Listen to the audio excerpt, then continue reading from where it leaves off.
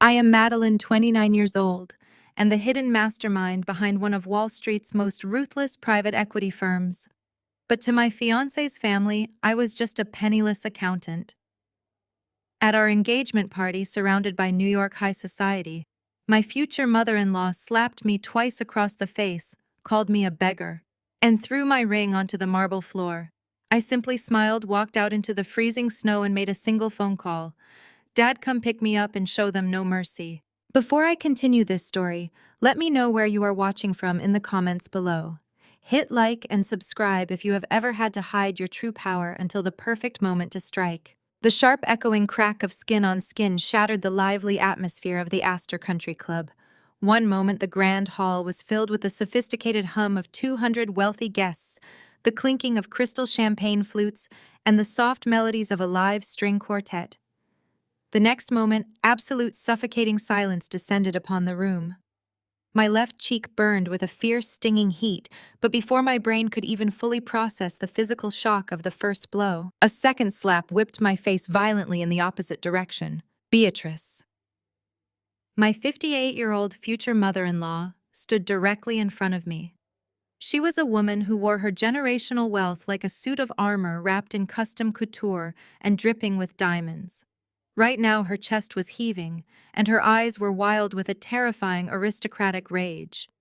She grabbed my left hand with brutal force, her perfectly manicured nails digging deep into my skin. With a vicious yank, she ripped the custom engagement ring right off my finger. She did not just drop it. She hurled it onto the polished marble floor with all her might.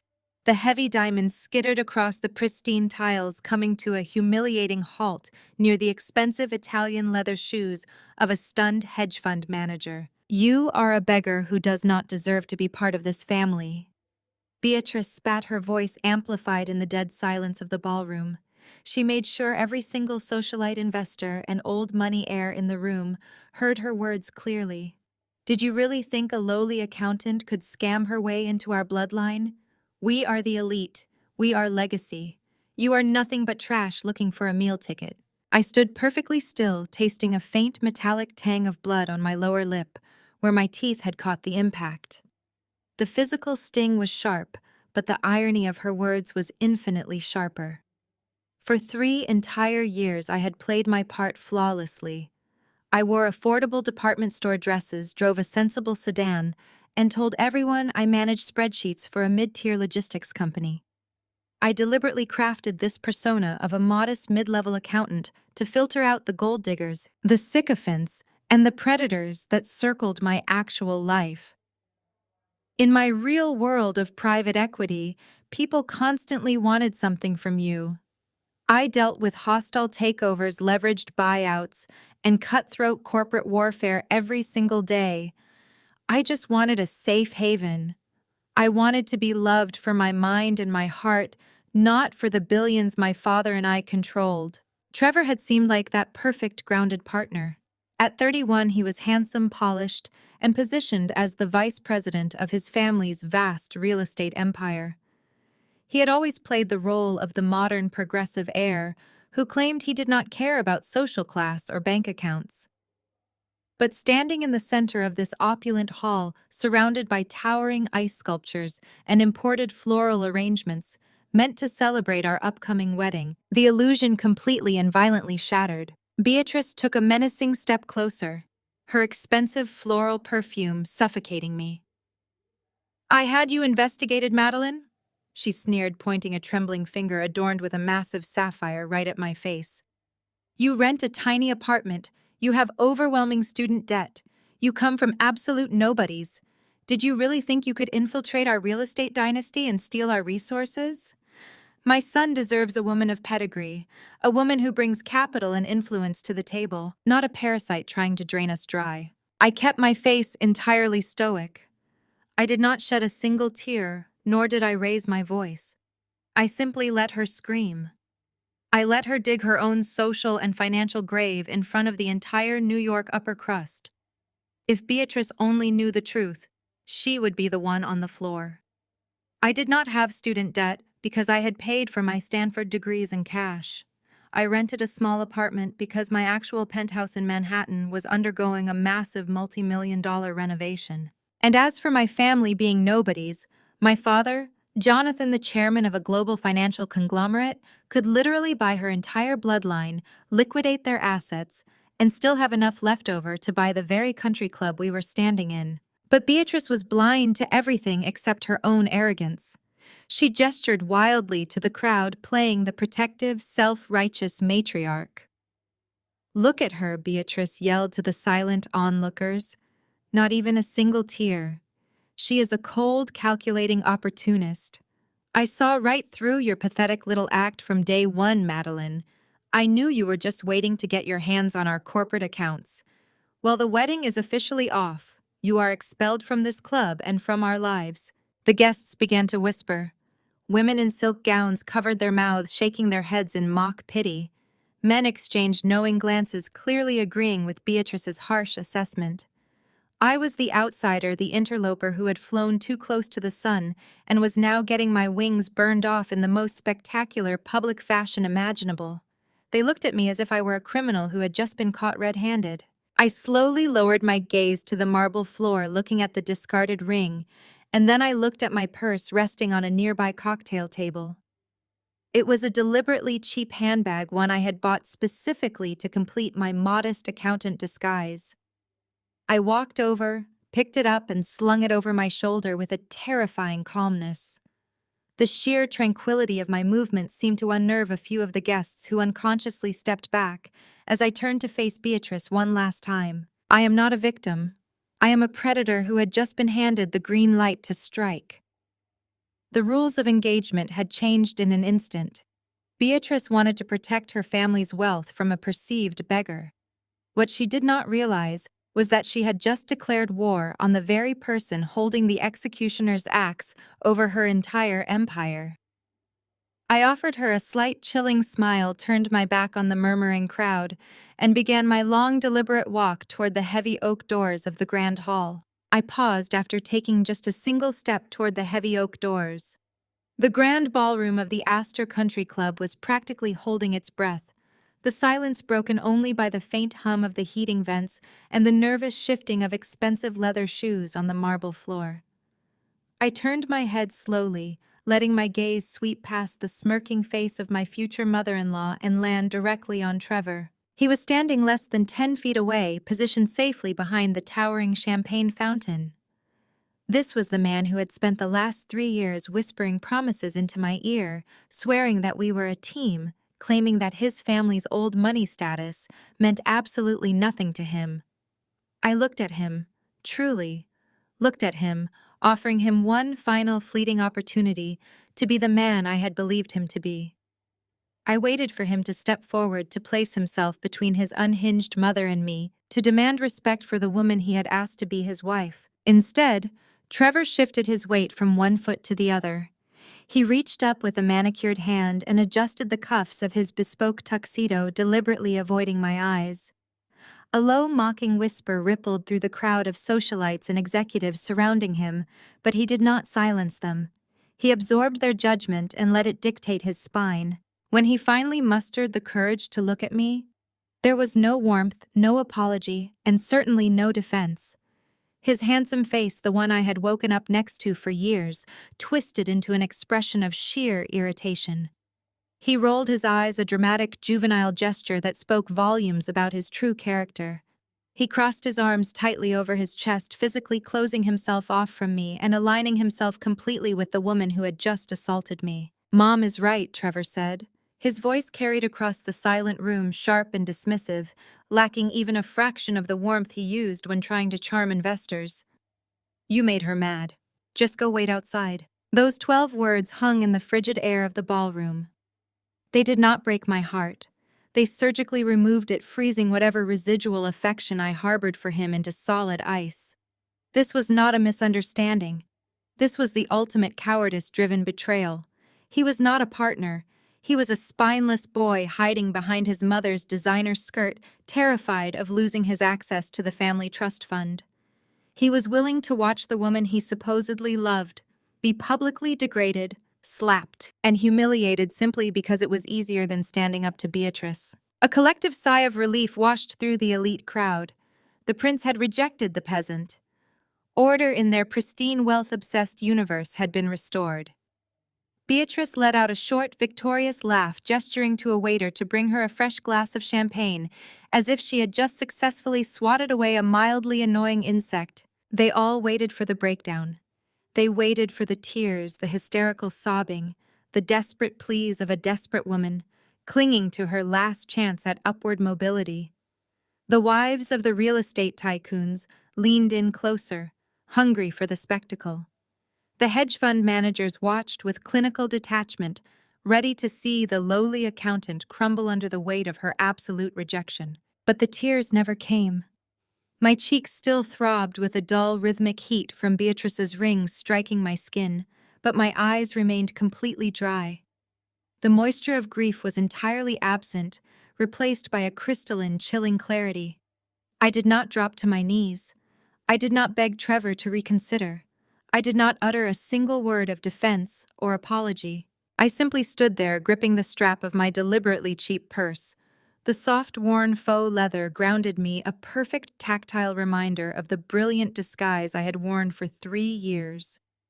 The disguise was now useless, shedding from my shoulders like dead weight.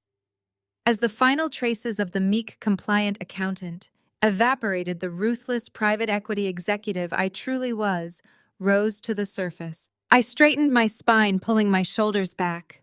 The subtle shift in my posture changed the entire geometry of my presence in the room.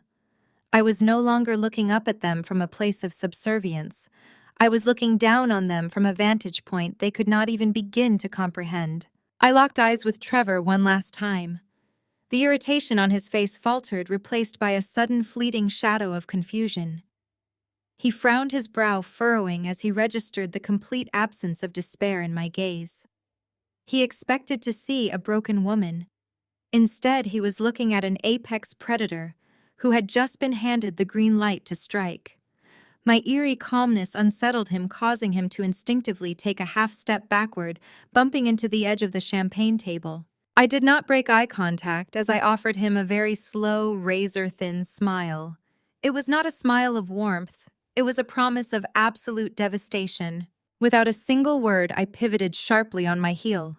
My cheap, sensible shoes echoed against the marble with a steady, rhythmic cadence.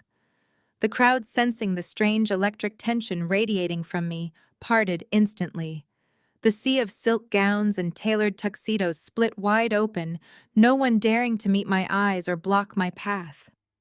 I walked down the center of the grand hall with the measured, terrifying grace of a woman who knew exactly what she was about to do. I reached the heavy brass-handled oak doors at the front of the club. 2 uniformed staff members scrambled to pull them open for me, their faces pale and confused by the bizarre sequence of events they had just witnessed. I stepped across the threshold, leaving the suffocating warmth, the clinking crystal, and the cowardice of Trevor behind me. The freezing New York winter air hit my face the second I crossed the threshold, stinging the red mark on my cheek. But the cold felt magnificent. It was sharp awakening, and perfectly aligned with the ice currently flooding my veins. The transition was complete. The engagement was dead, and the war had officially begun. I let the heavy oak doors slam shut behind me, sealing the fate of everyone left inside that room. The heavy oak doors slammed shut behind me, their booming thud echoing through the crisp winter night and vibrating through the soles of my sensible scuffed heels. The sudden barrier severed the lively orchestral music and the arrogant chatter of the Astor Country Club, plunging me into the quiet isolation of the freezing driveway. The valet staff stood rigidly by their podiums, their breath pluming in the frigid air, casting uncertain glances at the woman who had just been violently and publicly exiled from New York's high society. I ignored them completely. The biting December wind whipped across my exposed shoulders, slicing effortlessly through the thin, inexpensive fabric of my off-the-rack dress. It should have been physically unbearable, a harsh addition to the searing sting still radiating across my left cheek. Instead, the plummeting temperature felt like a necessary baptism. It was rapidly freezing away the final lingering remnants of Madeline, the meek accountant, meticulously stripping off the docile, submissive facade I had maintained for 36 agonizing months. I reached into my faux leather purse, my fingers effortlessly bypassing the cheap drugstore lipstick to grip my smartphone. My thumb hovered over the glowing screen. There was no shaking in my hands. My heart rate was a steady, rhythmic baseline perfectly calibrated and devoid of any panic. I pulled up my favorites list and tapped the very first name. It rang only once. Madeline, the deep, gravelly voice answered. My father Jonathan never used affectionate nicknames when he was inside his study.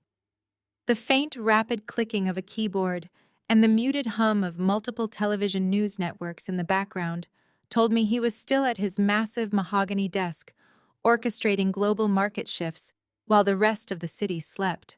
"Dad," I said, my voice cutting through the howling wind with absolute razor-sharp clarity, "come pick me up and show them no mercy." There was a microsecond of silence on the secure line.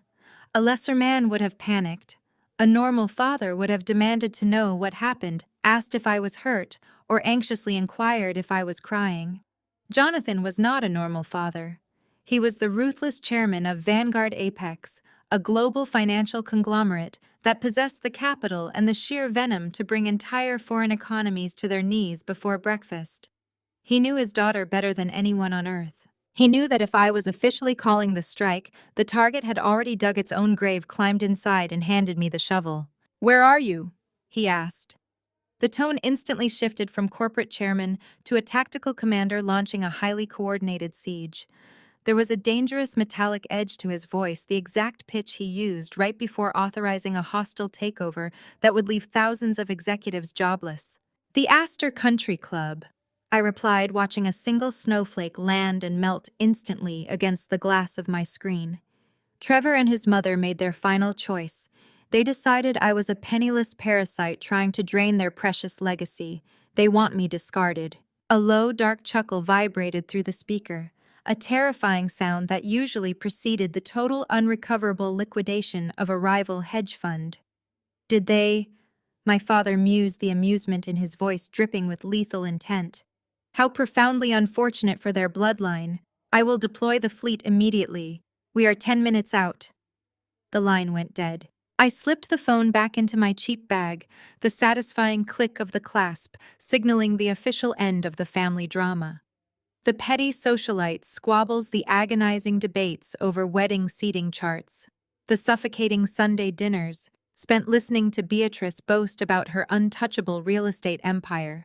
It was all dead and buried under the falling snow.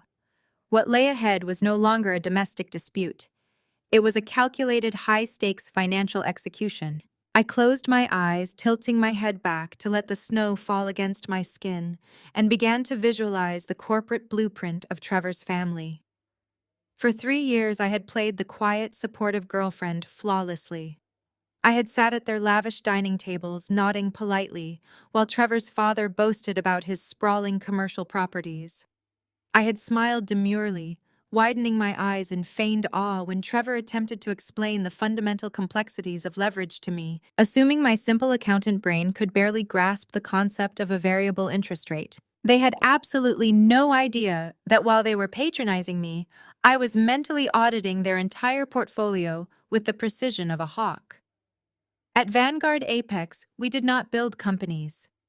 We were known on Wall Street as the Undertakers. We hunted for bloated, rotting corporations, quietly purchased their debt, stripped them down to the copper wiring, and sold the bones to the highest bidder.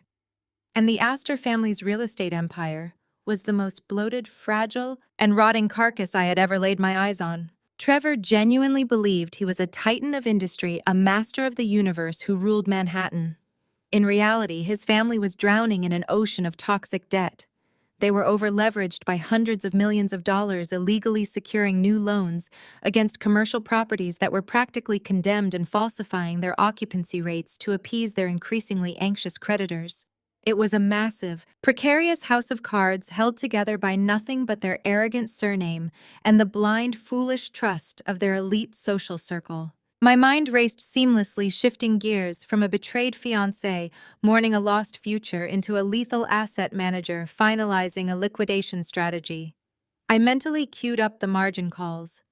I visualized the brutal default notices that were already drafted, sitting safely in a highly classified encrypted file on my private work servers. I had originally acquired their debt entirely in secret, utilizing a complex web of anonymous shell companies over the past month. My initial plan, born out of a naive, lingering affection for the man I thought Trevor was, had been to restructure their massive liabilities entirely behind the scenes. I was going to save them from a humiliating, highly publicized federal bankruptcy as a silent wedding gift protecting Trevor from the fallout of his own staggering financial incompetence. Now that exact same debt was a loaded, unspared weapon resting firmly in my hands. The green light had been given. I was not just going to foreclose on their crumbling properties, I was going to dismantle Trevor's entire existence brick by brick. I was going to systematically erase his surname from the Manhattan skyline. I would seize the very country club where Beatrice was currently holding court, sipping champagne, and celebrating her perceived victory. I would freeze the offshore accounts that paid for her custom couture gowns. I would legally and ruthlessly strip them of every single asset, every luxury car, and every sprawling summer home until they were exactly what Beatrice had so viciously called me, beggars. I opened my eyes, staring out into the vast, snowy expanse of the circular driveway. The sheer scale of the upcoming destruction fueled a massive surge of adrenaline through my veins, keeping me entirely warm despite the freezing temperature. The transition within me was absolute. I felt no sorrow, no heartbreak, and no regret for the 3 years I had supposedly wasted. They were not wasted. They were an extensive, highly successful reconnaissance mission. I had gathered the critical intel, identified every structural weakness, and mapped out all their financial escape routes to ensure I could block them. There would be no escape for Trevor or his mother. The wind howled louder, whipping my hair across my stinging cheek, but I stood completely still like a sentinel in the snow, waiting for my father's cavalcade to arrive. Trevor thought he was discarding a massive liability tonight. He believed he was throwing away a weak woman who desperately needed his protection and his money. He was about to learn in the most agonizing way possible that he had just handed the keys to his kingdom directly over to a conqueror. I adjusted my posture, standing tall in the winter storm, perfectly primed for the fallout. The heavy oak doors of the Astor Country Club groaned open, spilling a harsh rectangle of golden light across the pristine snow. I did not turn around. The sharp, rapid crunch of expensive leather shoes against the icy pavement told me exactly who had followed me into the freezing parking lot. It was not a man rushing to apologize or to wrap his tailored suit jacket around his freezing fiancée. The heavy, irritated huff of breath pluming in the winter air signaled annoyance, not remorse. "Madeline, this is completely ridiculous. Stop making a scene and get back inside right now." Trevor's voice whipped through the biting wind, laced with the condescending authority of a man who believed he held every single card. I slowly turned to face him. He stood a few feet away, shivering slightly in his custom tuxedo, his arms crossed tight over his chest. His handsome features were twisted into an ugly scowl. There was no concern in his eyes for the angry red welt swelling on my cheek. There was only irritation that his perfect evening had been interrupted. Making a scene. I repeated, my voice devoid of any emotion, letting the words freeze in the space between us. "Your mother just physically assaulted me in front of 200 of your closest friends, and you think I am the one making a scene." Trevor ran a hand through his perfectly styled hair, letting out a dramatic groan of pure frustration. He stepped closer, attempting to deploy the same manipulative charm he had used to gaslight me for the past 3 years. "You are blowing this entirely out of proportion, Madeline. You know how my mother gets when her blood sugar is low. She is under a lot of stress with the wedding planning. You pushed her buttons and she simply reacted. If you would just come back inside, apologize to her, and smooth things over, we can salvage this night." I stared at him, letting the sheer audacity of his delusion wash over me. Apologize to the woman who slapped me. That was his brilliant strategy. He wanted me to crawl back into that ballroom, drop to my knees, and beg for forgiveness for the crime of letting his mother strike my face.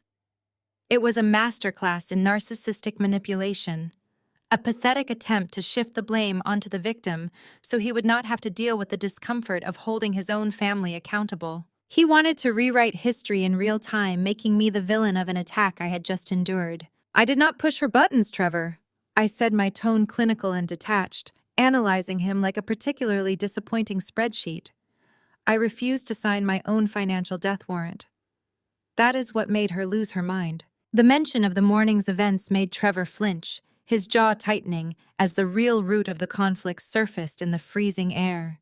Just 10 hours prior, the day had started with what was supposed to be an intimate celebratory wedding brunch at his family's Upper East Side penthouse. There were no pastries. There was no champagne. Instead, I had been ambushed.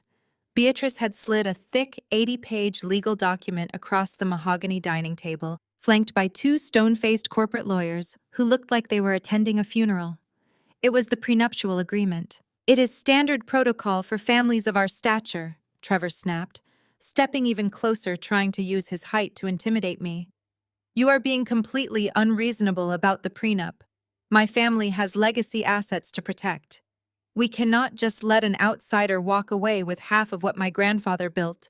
You are acting like a gold digger, Madeline, and it is making you look desperate."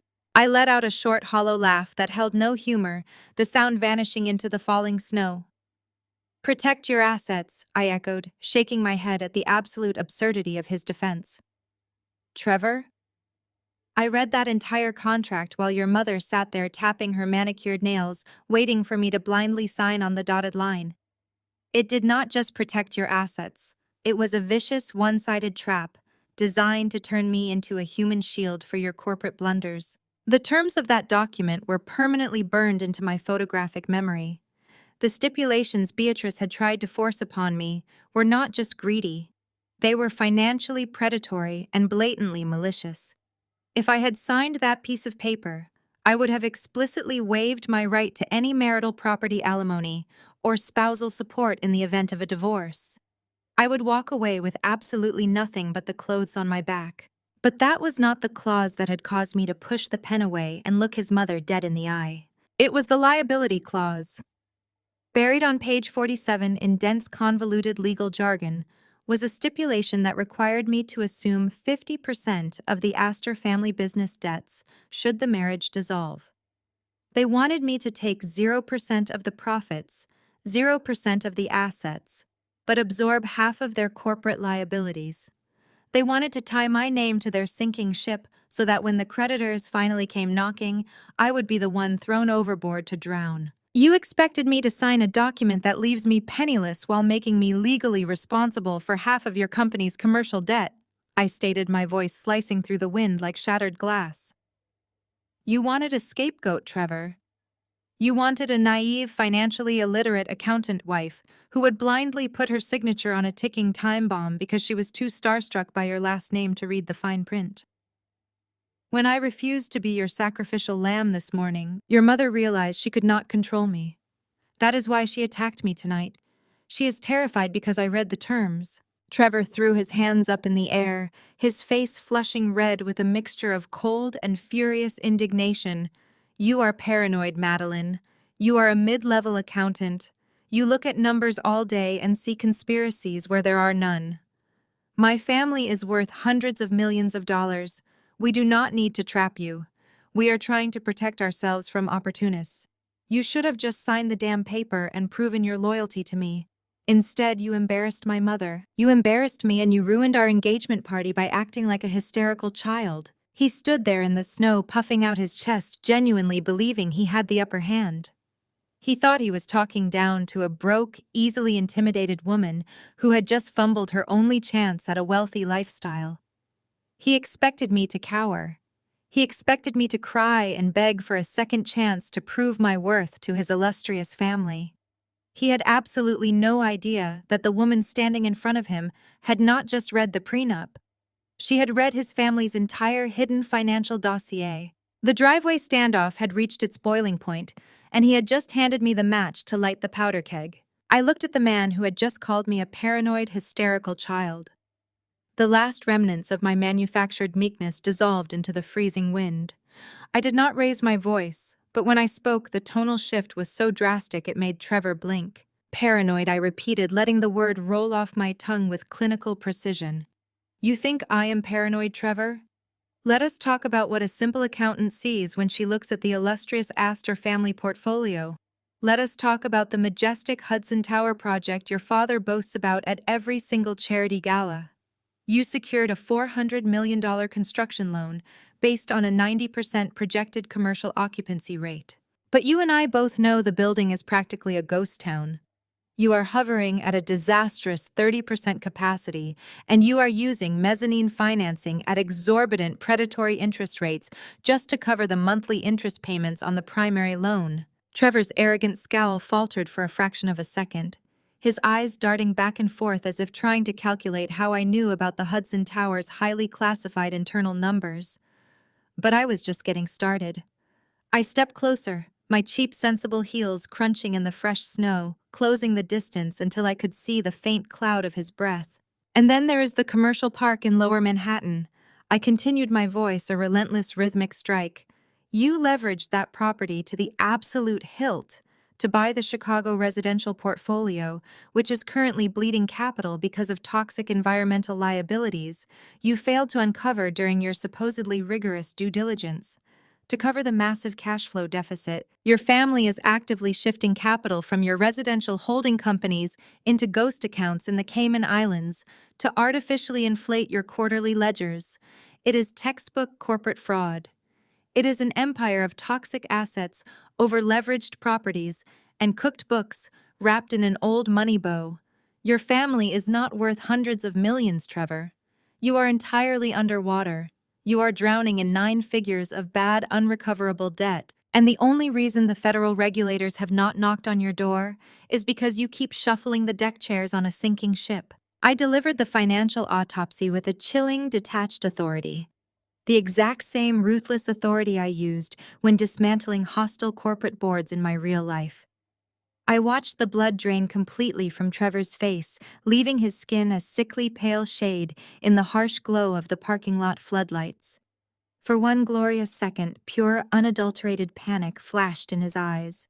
He realized the docile, unassuming woman he thought he had completely controlled possessed an intimate, devastating knowledge of his family's deepest, darkest financial secrets. But his ego, cultivated over 3 decades of extreme wealth privilege and zero accountability, simply could not allow him to accept reality.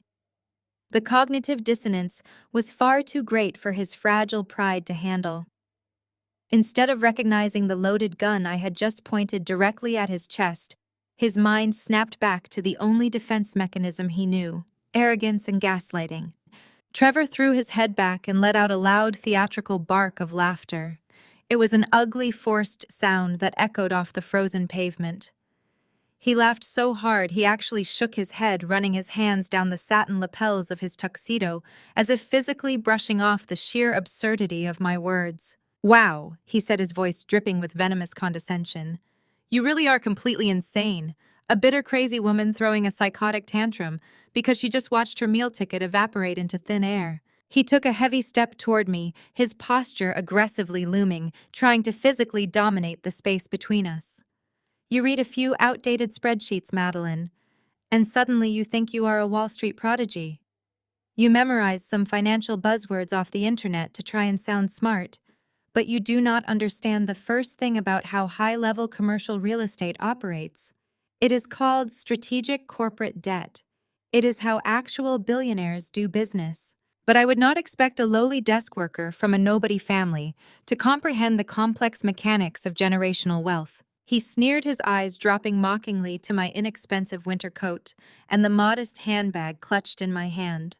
His gaze was designed to make me feel small, to remind me of the massive social and financial chasm he believed existed between us. "You are just furious," he continued, his tone turning dangerously mocking and loud. "You thought you had secured the bag. You thought you were going to marry into the Astor name, move into the penthouse, and spend the rest of your life attending exclusive charity galas on my credit card. And now that my mother put you exactly in your place and saw right through your scam, you are out here screaming paranoid conspiracy theories in a parking lot like an absolute lunatic. It is pathetic, Madeline. Truly pathetic. I stared at him, letting his rapid-fire insults wash over me without a single flinch. Every cruel word he spoke only cemented my absolute lack of mercy for what was about to happen to his family. He was freely handing me the final justification to burn his fake world to ash. Trevor let out a harsh, exasperated breath, clearly exhausted by the confrontation and eager to return to the warmth and adulation of his elite peers. "I am done with this," he declared, taking a definitive, dramatic step backward. "I am done with your crazy accusations and your fake outrage. You are nothing to me now. My mother was absolutely right about you from the start. You are a parasite, and we just cut you loose." He turned his back on me, a deliberate final gesture of dismissal. He paused mid-stride, looking over his shoulder with a vicious, mocking glint in his eye. "By the way," he added, his voice ringing out crisply in the freezing night air, "I told the head of security and the valet not to assist you. Do not bother asking them to call you a cab because they work for my family, not you. You can walk back to whatever tiny, miserable apartment you came from. Find your own way home in the snow, Madeline. Have a nice life." Without waiting for a response, Trevor faced forward, straightened his spine, and strutted confidently back toward the grand double doors of the Astor Country Club. He moved with the arrogant swagger of a man who believed he had just won the ultimate victory. He pushed through the heavy oak doors, stepping back into the brilliant golden light, the warmth and the false security of his elite bubble. The doors shut firmly behind him with a heavy final thud, leaving me standing completely alone in the freezing snow-covered driveway. He thought he had left me powerless in the cold. He thought I was stranded, broken, and entirely defeated. He had absolutely no idea that I was not stranded at all. I was simply waiting for my true family to arrive. The silence of the parking lot was absolute for exactly 40 seconds. I stood alone under the amber glow of the floodlights, feeling the icy bite of the wind against my bare skin, but the cold could not touch the furnace of anticipation burning in my chest. The Astor Country Club was an isolated fortress of old money, tucked away at the end of a long, winding private road bordered by manicured evergreens. It was designed to keep the real world out, but the real world was about to crash through their gates. A low, guttural vibration began to hum beneath the soles of my shoes. It was faint at first, easily mistaken for the distant rumble of a snowplow on the main highway. But the sound grew rapidly, amplifying from a distant hum into a synchronized mechanical roar that tore through the quiet winter night. The two valet attendants, previously shivering by their wooden podium, snapped to attention. They peered down the dark tree-lined driveway, their brows furrowing in confusion. Vehicles did not approach the Astor Country Club at this speed, nor did they sound like approaching military transports. The heavy roar of the engines peaked just as a convoy of 3 massive vehicles violently rounded the final bend. They were pristine, jet-black Cadillac Escalades, heavily modified and moving in a tight, predatory formation. Their high beams sliced through the falling snow, blinding the valets and illuminating the entire circular driveway with harsh, unforgiving light. These were not the plush, leased luxury sedans of Trevor's socialite friends. They were armored, bulletproof titans with blacked-out windows and reinforced steel chassis vehicles built for extracting high-value targets from hostile territories. They did not politely slow down to approach the valet stand. The lead Escalade accelerated directly toward the grand entrance, its massive tires tearing through the thin layer of ice and snow. The driver slammed on the brakes at the absolute last second, the heavy anti-lock braking system engaging with a harsh, aggressive screech that echoed off the frosted stone columns of the club. The second and third vehicles stopped perfectly in sync behind it, completely blocking the driveway and boxing in the few idle luxury cars waiting for their owners. The synchronized snap of heavy locks unlocking echoed through the freezing air. 4 men in dark suits stepped out of the front and rear vehicles simultaneously, their eyes scanning the perimeter with clinical efficiency. But my focus was entirely on the rear door of the lead Escalade. It swung open and the atmosphere in the parking lot fundamentally altered. Jonathan stepped out into the winter storm. My father did not just exit a vehicle, he claimed the territory he stepped onto. He wore a charcoal cashmere overcoat draped immaculately over a dark bespoke suit, completely unbothered by the plummeting temperature. He ignored the valets who had instinctively taken several steps backward, completely terrified by the sudden invasion. His presence carried a gravitational weight, an aura of absolute, terrifying authority that suffocated the air around him. This was the man who dictated global market trends with a single phone call, and he had just arrived to obliterate the people who had dared to touch his daughter. His piercing steel-gray eyes locked onto me instantly. He closed the distance between us with long, measured strides. As he drew closer, his gaze catalogued my state, the thin dress, the snow accumulating in my hair, and inevitably the angry, swollen red welt blooming across my left cheek where Beatrice's heavy diamond rings had struck my skin. Jonathan stopped 2 feet away from me. He did not speak immediately. He simply looked at my cheek, and I watched the temperature in his eyes drop to absolute zero. The subtle tightening of his jaw and the slight flare of his nostrils were the only physical indicators of the cataclysmic rage simmering beneath his calm exterior. He gently reached out, removing his leather glove, and lightly brushed a stray snowflake from my uninjured cheek. "You called the strike," Madeline. Jonathan said, his voice a low, gravelly rumble that offered no comfort, only the promise of absolute retribution. "I am ready," I replied, meeting his gaze without a flicker of hesitation. Before he could respond, the heavy passenger door of the second Escalade swung open. A sharp, rhythmic crunch of designer boots on the icy pavement announced her arrival. Nia stepped into the floodlights, bringing with her a fierce electric energy that instantly rivaled my father's imposing presence. Nia was my sister-in-law, married to my older brother, and a terrifying force of nature in her own right. A brilliant, fiercely intelligent African-American woman, she had shattered every glass ceiling in Manhattan to become the youngest, most ruthless corporate litigation attorney at Vanguard Apex. She was the legal architect of my father's most hostile takeovers, a woman who wielded corporate law like a butcher's cleaver. She looked breathtaking and lethal. She wore a tailored, plunging ivory wool coat that contrasted sharply against the dark night, a thick cashmere scarf thrown effortlessly over one shoulder. Her dark, striking features were set in an expression of pure, unadulterated hostility. Nia did not believe in empty threats. She believed in total legal annihilation, and her eyes burned with the specific thrill of a predator who had just spotted its prey. She flanked my father, her sharp gaze sweeping over me with fierce, protective, sisterly loyalty. She noted the mark on my face just as my father had, but unlike Jonathan's silent fury, Nia let out a sharp, incredulous scoff, shaking her head, as a dangerous, predatory smile stretched across her lips. "Oh, they really have no idea what they just unleashed," Nia murmured, her voice smooth like velvet, but laced with razor blades. "They actually put their hands on you, Maddie. I was going to enjoy this anyway, but now I am going to make it biblical." I smiled back at her, a genuine razor-thin smirk of anticipation. "What did you bring me?" Nia shifted her weight, unbuttoning the top of her ivory coat. She reached inside and pulled out a thick, heavy object, holding it up into the light. It was a large burgundy leather file. In the polished, sterile halls of Vanguard Apex, we simply called it the Red Folder. The Red Folder was not a standard legal file.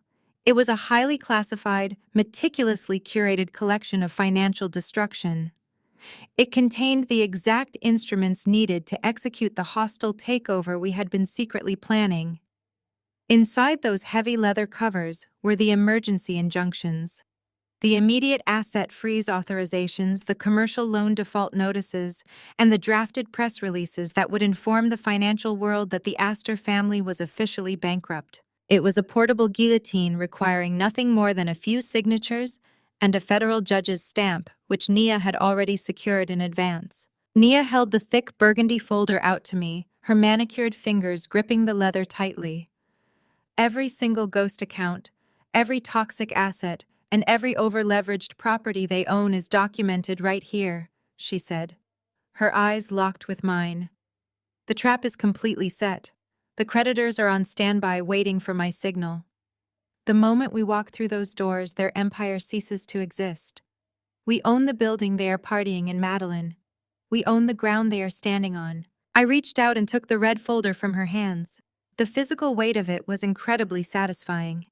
It felt heavy with justice, packed with the cold, hard mathematics that would permanently erase Trevor's arrogant smirk and Beatrice's cruel laughter.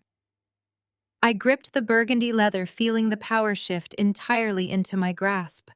The cavalry had not just arrived. The executioners were standing in the snow waiting for my command. The freezing New York snow was falling in thick, heavy flakes, instantly catching in my hair and melting against the hot, angry welt on my cheek. The Astor Country Club was an imposing fortress of stone and glass, a monument to old money and unearned arrogance, but from out here in the freezing driveway, it just looked like a tomb. The valet attendants stood shivering by their podium, casting uncertain glances in my direction. They expected a hysterical woman, a broken fiancée sobbing into her hands after being publicly humiliated and discarded. I did not give them the satisfaction of a single tear. There was no crying. There was absolutely no hesitation. The lingering shock of Beatrice's slap had completely evaporated, leaving behind a cold, hyper-focused state of absolute clarity. I reached into my inexpensive faux leather purse, my fingers gliding past the cheap drugstore lipstick to retrieve my smartphone. My hands were perfectly steady. The screen illuminated the swirling snow around me, casting a pale, clinical glow across my face. I opened my contacts and selected the first name on my favorites list. The line connected almost instantly, the encrypted signal routing directly to the private study of a sprawling estate in Greenwich. Jonathan answered on the first ring. My father was not a man who required pleasantries or small talk. He was the ruthless, terrifying chairman of Vanguard Apex, a global financial conglomerate that possessed the capital and the sheer venom to completely dismantle foreign economies before his morning coffee. He operated in a world of absolute power, and he had raised his daughter to be his sharpest, deadliest instrument. "Dad?" I said, my voice cutting through the howling wind, completely steady and stripped of any residual warmth. "Come pick me up and show them no mercy." There was a fraction of a second of dead silence on the secure line. A normal father would have panicked, demanded to know what was wrong, or asked if I was injured. Jonathan simply processed the operational shift. For 3 years, I had ordered Vanguard Apex to stand down. I had explicitly protected Trevor and his family, playing the role of the quiet, unassuming accountant out of a foolish, naive desire for a normal civilian life. By uttering those exact words, I was officially lifting the blockade. I was authorizing the strike. "Where are you standing?" Jonathan asked. His tone had instantly shifted from father to tactical commander. There was a dark metallic edge to his voice, the exact pitch he used right before authorizing a hostile takeover that would leave thousands of executives scrambling for unemployment. "The Astor Country Club," I replied, watching a heavy snowflake land and melt against the glowing screen of my phone. Trevor made his final choice. He stood by and watched his mother strike me. They believe I am a penniless parasite trying to drain their precious legacy. They want me discarded and humiliated. A low, dark chuckle vibrated through the speaker, a terrifying predatory sound that usually preceded the total, unrecoverable liquidation of a rival hedge fund.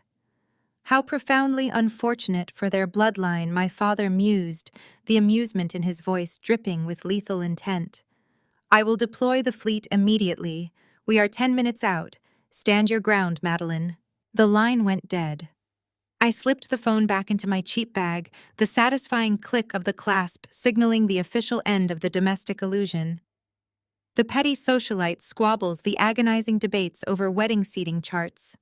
The suffocating Sunday dinners spent listening to Beatrice boast about her untouchable real estate empire. It was all dead and buried under the falling snow. The narrative had permanently shifted. This was no longer a trivial family drama about a disapproving mother-in-law.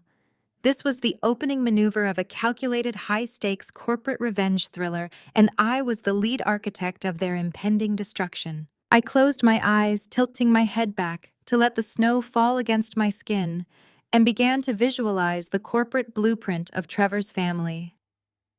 For 36 agonizing months, I had played the quiet, supportive girlfriend flawlessly. I had sat at their lavish dining tables nodding politely, while Trevor's father boasted about his sprawling commercial properties in Manhattan. I had smiled demurely, widening my eyes in feigned awe when Trevor attempted to explain the fundamental complexities of leverage to me, assuming my simple accountant brain could barely grasp the concept of a variable interest rate. They had absolutely no idea that while they were patronizing me, I was mentally auditing their entire portfolio with the precision of a hawk.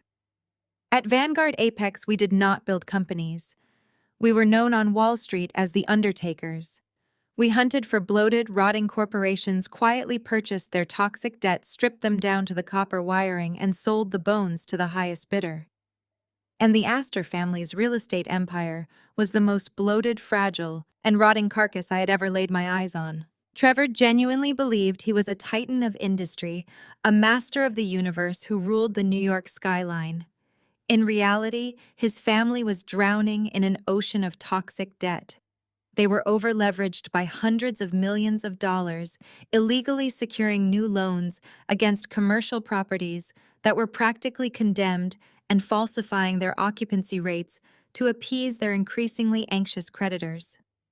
It was a massive, precarious house of cards held together by nothing but their arrogant surname and the blind, foolish trust of their elite social circle. My mind raced, seamlessly shifting gears from a betrayed fiancé mourning a lost future into a lethal asset manager finalizing a liquidation strategy. I mentally queued up the margin calls. I visualized the brutal default notices that were already drafted, sitting safely in a highly classified encrypted file on my private work servers. I had originally acquired their debt entirely in secret, utilizing a complex web of anonymous shell companies over the past month. My initial plan, born out of a lingering affection for the man I thought Trevor was, had been to restructure their massive liabilities entirely behind the scenes. I was going to save them from a humiliating, highly publicized federal bankruptcy as a silent wedding gift, protecting Trevor from the fallout of his own staggering financial incompetence. Now that exact same debt was a loaded, unspared weapon resting firmly in my hands. The green light had been given. I was not just going to foreclose on their crumbling properties. I was going to dismantle Trevor's entire existence brick by brick.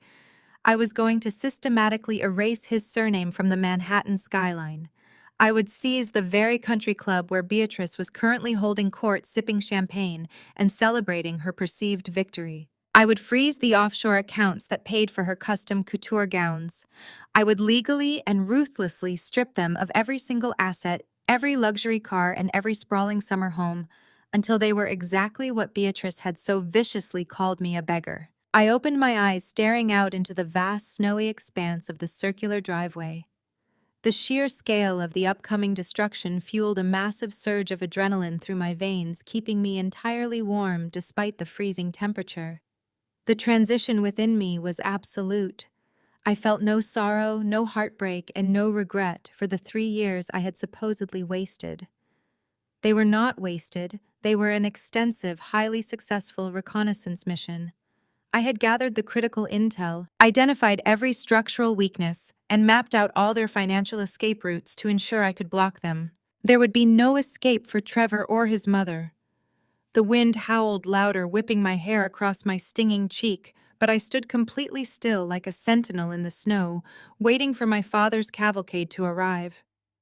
Trevor thought he was discarding a massive liability tonight. He believed he was throwing away a weak woman who desperately needed his protection and his money. He was about to learn in the most agonizing way possible that he had just handed the keys to his kingdom directly over to a conqueror. I adjusted my posture, standing tall in the winter storm, perfectly primed for the fallout. I held the burgundy leather file, feeling its dense, authoritative weight ground me against the howling wind. The headlights from the 3 armored Escalades cut through the swirling snow, bathing the icy parking lot in a stark, blinding, tactical brilliance. Nia stepped closer, her tailored ivory coat brushing against my frozen bare arm. She did not offer me a jacket or a sympathetic platitude. She understood perfectly that I was far beyond the need for physical comfort. Instead, she reached into the inner breast pocket of her coat and withdrew a sleek, solid gold Mont Blanc fountain pen. The polished heavy metal caught the harsh glare of the high beams glinting like a drawn blade in the dead of the winter night. She held it out to me, the nib retracted, offering the exact weapon required to sever the Astor family's lifeline. I took the pen from her palm. The gold was surprisingly warm from resting against her body, a stark, grounding contrast to the plummeting temperature of the air violently swirling around us. I pivoted on my heel, turning toward the lead vehicle. The massive black hood of the SUV was slick with rapidly accumulating snow and radiated a faint mechanical heat from the powerful engine block idling steadily beneath it. I stepped up to the chrome grille, the snow crunching loudly beneath my sensible shoes, and laid the red folder flat against the polished, heated hood. The snowflakes melted instantly around the edges of the thick leather. With a sharp, practiced flick of my wrist, I twisted the cap off the Mont Blanc. I flipped open the heavy cover of the dossier. The crisp, thick pages of legal parchment fluttered slightly in the wind, illuminated perfectly by the dual beams of the secondary vehicle parked just a few feet behind us. There, in stark black and white, lay the absolute totality of the Astor family's arrogance, ready to be systematically dismantled. The very first document was the official irreversible debt recall. It outlined the immediate non-negotiable demand for the repayment of the $150 million toxic commercial loans they had blindly secured against their failing properties. In their original deeply flawed contracts, they had a 30-day grace period for any sudden recalls. Nia's brilliantly ruthless legal maneuvering had bypassed that clause entirely, citing gross financial negligence, falsified occupancy reports, and breach of fiduciary covenants. They now had 0 days. I pressed the golden nib against the signature line. There was absolutely no hesitation. My hand did not shake. I did not pause to consider the lavish dinners, the fake smiles, or the illusion of the future I had almost been trapped inside. I signed my true legal name with sharp, aggressive strokes. The dark ink flowed onto the page, legally binding the execution order. I flipped to the next page. Immediate margin calls on their over-leveraged, highly volatile stock portfolios. Trevor's father had foolishly used their remaining liquid assets as collateral to prop up the failing real estate side of the business. If they could not produce $60 million in hard liquid cash by the time the market bell rang on Monday morning, their entire brokerage accounts would be automatically and brutally liquidated, erasing the final traces of their corporate capital. I signed it. The pen glided effortlessly across the parchment, sealing their financial doom without a single shred of remorse. I turned to the third and final section, the asset foreclosure orders. This was the killing blow. It authorized the immediate seizure of the Hudson Tower, the commercial park in Lower Manhattan, the sprawling, ostentatious summer estate in the Hamptons, and the very Upper East Side penthouse, where Beatrice had arrogantly ambushed me just hours prior. I pressed the pen down one last time, completing my final signature with a harsh, definitive slash that tore slightly into the thick paper. The paperwork was finalized. The trap had been permanently sprung. I twisted the cap back onto the Mont Blanc with a satisfying metallic click and handed it back to Nia. She took it, a fierce, triumphant gleam dancing in her dark eyes. She carefully closed the burgundy leather folder securing the brass clasp and tucked it safely under her arm. Without missing a beat, she retrieved a secure encrypted tablet from her coat pocket, quickly scanning the digital copies of the documents I had just physically authorized. Her thumbs flew across the screen, transmitting the authorization codes directly to the Vanguard Apex asset management team standing by in our global headquarters. Within seconds, the digital locks were engaging. The snow continued to fall heavily, coating the shoulders of my cheap dress in a layer of white, but the freezing air felt entirely irrelevant now. The adrenaline of the kill coursed through my veins, rendering me physically untouchable. Jonathan stepped up to stand shoulder to shoulder with me. He did not say a word, but the subtle approving nod he gave me spoke volumes. It was the absolute validation of a mentor watching his protege execute a flawless, fatal maneuver against a hostile entity. I was no longer the docile fiancé pretending to shrink in the presence of fake old money. I was the heir to Vanguard Apex, and I had just proven exactly why our family name struck terror into the hearts of Wall Street. We turned away from the idling SUVs in perfect synchronization. The three of us formed a tight, lethal V formation, an impenetrable wall of corporate supremacy. My father took the center, radiating the cold, calculating menace of an apex predator closing in on a wounded target. Nia took his left flank, clutching the physical instrument of their ruin. I took his right, my spine perfectly straight, my chin held high, the red mark on my cheek wearing like a triumphant badge of honor. We did not run. We did not rush. We marched back toward the grand double doors of the country club with slow, deliberate, terrifying grace. The heavy snow crunched loudly beneath our synchronized footsteps, a rhythmic drumbeat announcing our return. The valet attendants scrambled backward, practically flattening themselves against the frosted stone columns, to get out of our path, completely terrified by the unmistakable aura of impending violence.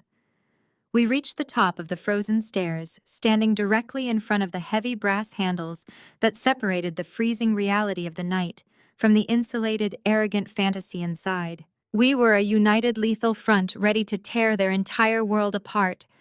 I reached out, gripped the freezing metal handle, and prepared to pull the doors wide open. I pulled the heavy brass handles outward, and the three of us stepped across the threshold, leaving the freezing tempest behind. The immediate transition from the howling winter storm into the suffocating, perfumed heat of the Astor Country Club foyer was jarring. The air inside was thick with the scent of exotic orchids, roasted truffles, and the distinct metallic tang of old money. The ambient noise of a string quartet drifted down the marble corridors, a stark contrast to the absolute silence of the armored vehicles parked outside. We moved with relentless, synchronized purpose. My wet shoes left dark, melting footprints across the pristine Persian rugs. Jonathan and Nia flanked me perfectly, their expressions carved from granite. A pair of club concierges stationed near the cloakroom stepped forward, opening their mouths to intercept our uninvited progression, but a single lethal glance from my father froze them in their tracks. They practically flattened themselves against the silk wallpaper, their eyes wide as they recognized the sheer, unapologetic dominance radiating from the trio marching past them. We did not stop to acknowledge them. We navigated the opulent vaulted hallway until we reached the towering gold-leafed double doors of the grand ballroom. Without breaking stride, Jonathan and Nia reached out simultaneously and shoved the heavy doors wide open. The doors hit the interior walls with a resounding, thunderous crack that instantly severed the ambient chatter inside the massive space. The Astor Ballroom was a masterclass in excessive, nauseating opulence. Massive baccarat crystal chandeliers hung from frescoed ceilings, casting a brilliant, warm light over hundreds of New York's most elite socialites. Waiters in white tuxedos navigated a sea of designer gowns and bespoke suits carrying silver trays of caviar and vintage champagne. At the far end of the room, dominating the space on a raised velvet dais, stood the Astor family's private tables. Right in the center of it all, holding court with a glittering crystal flute raised high in the air, was Beatrice. She was mid-toast, a condescending, triumphant smile plastered across her meticulously lifted face. And so Beatrice's refined voice rang out, carrying over the heads of her captivated audience, "We must always protect the legacy of what is ours. We elevate our inner circle, and we ruthlessly cut away the parasitic dead weight that seeks to drag us down." A chorus of polite manufactured laughter rippled through the surrounding crowd of sycophants. Trevor stood just a few feet away, sipping from a tumbler of scotch, looking entirely too pleased with himself. They were soaking up the adoration, celebrating the successful disposal of what they considered human trash. Then the laughter abruptly died. It rippled outward from the entrance like a shockwave. Heads turned, conversations evaporated mid-sentence, and the string quartet halted their playing, ending on a harsh, discordant scrape of a bow against a cello string. Hundreds of pairs of eyes locked onto the entrance, shifting from mild annoyance at the interruption to sheer, unadulterated shock. I stood framed in the grand doorway, my cheap winter coat damp with melted snow, my hair wet, and the angry red mark from Beatrice's heavy diamond rings still blazing across my cheek. I was the absolute antithesis of everything this pristine room represented. But the collective gasp from the crowd was not just for me. It was for the two imposing figures flanking my sides. Beatrice's triumphant smile shattered into a million pieces. Her crystal flute halted in midair. For a fleeting second, raw confusion contorted her features. She stared at me, a woman she had literally banished into the freezing night mere minutes ago, expecting me to be miles away by now, sobbing in the back of a cheap taxi. Instead, I had returned, and I had brought an invading force.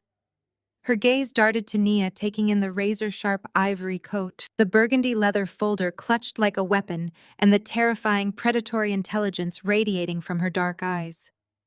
Then Beatrice looked at Jonathan. My father stood with his hands loosely clasped in front of him, surveying the glittering ballroom with the detached clinical disgust of a man inspecting a rat infestation. The sheer executive authority pouring off him was a suffocating weight that pressed down on the entire room. But Beatrice's legendary arrogance was a terminal disease. It blinded her to the very real danger standing right in front of her. The confusion on her face rapidly morphed into a mask of ugly, visceral outrage. She could not comprehend that the power dynamic had completely inverted. To her, I was still just the beggar, the insignificant, penniless outsider who had dared to infect her bloodline. And by returning, I had committed the ultimate unforgivable sin. I had embarrassed her in front of her peers. She slammed her champagne flute down onto the linen tablecloth so hard the fragile stem nearly snapped. The sharp clinking sound echoed like a gunshot in the dead silent ballroom. "How dare you, Beatrice!" hissed her voice, vibrating with a shrill, venomous fury that amplified across the massive space. She stepped off the dais, pointing a manicured, shaking finger directly at my face. "You insolent, pathetic little beggar! I told you exactly what would happen if you ever showed your face near my family again." Trevor, standing behind his mother, finally snapped out of his bewildered trance. His face flushed a deep, violent crimson, a mixture of profound embarrassment and furious indignation.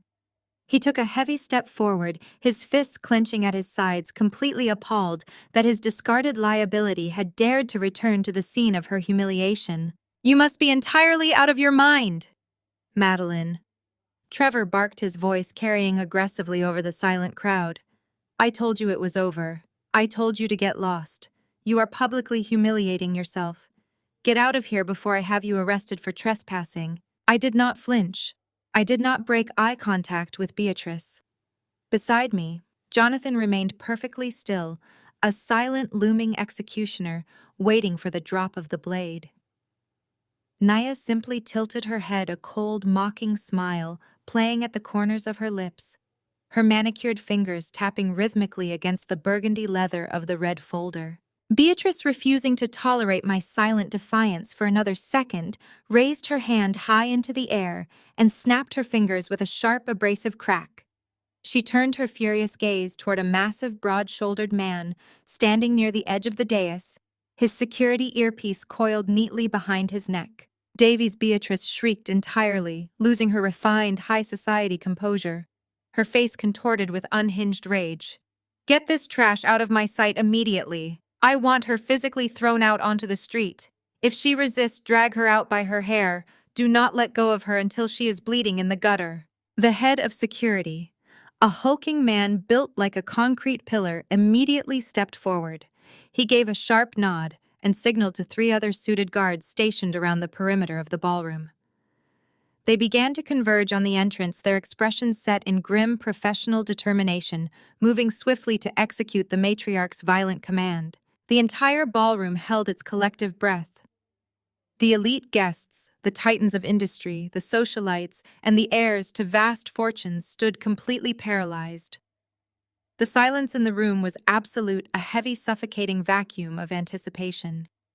They clutched their pearls and their drinks, watching with wide, morbidly fascinated eyes, as the Astor family's private security detail closed in, fully expecting to watch the lowly, discarded outsider get brutally dragged away into the winter storm. Davies lunged forward, his massive frame eating up the distance between the velvet dais and the grand entrance in mere seconds. The 3 security guards followed tightly in his wake, forming a tactical wedge designed to isolate and physically extract a threat with maximum efficiency. I could see the polished silver of the earpiece coiled around his thick, muscular neck and the straining seams of his dark suit jacket across his broad shoulders. He was a seasoned professional, a man paid exceptionally well to maintain the pristine, undisturbed bubble of the Astor Country Club and to swiftly remove any unpleasant realities that dared to breach its walls. Beatrice stood on the tips of her toes on the raised platform, practically vibrating with vicious anticipation. She wanted violence. She wanted to see me physically broken, humiliated, and dragged across the polished marble floor like common refuse, while her elite peers watched in amusement.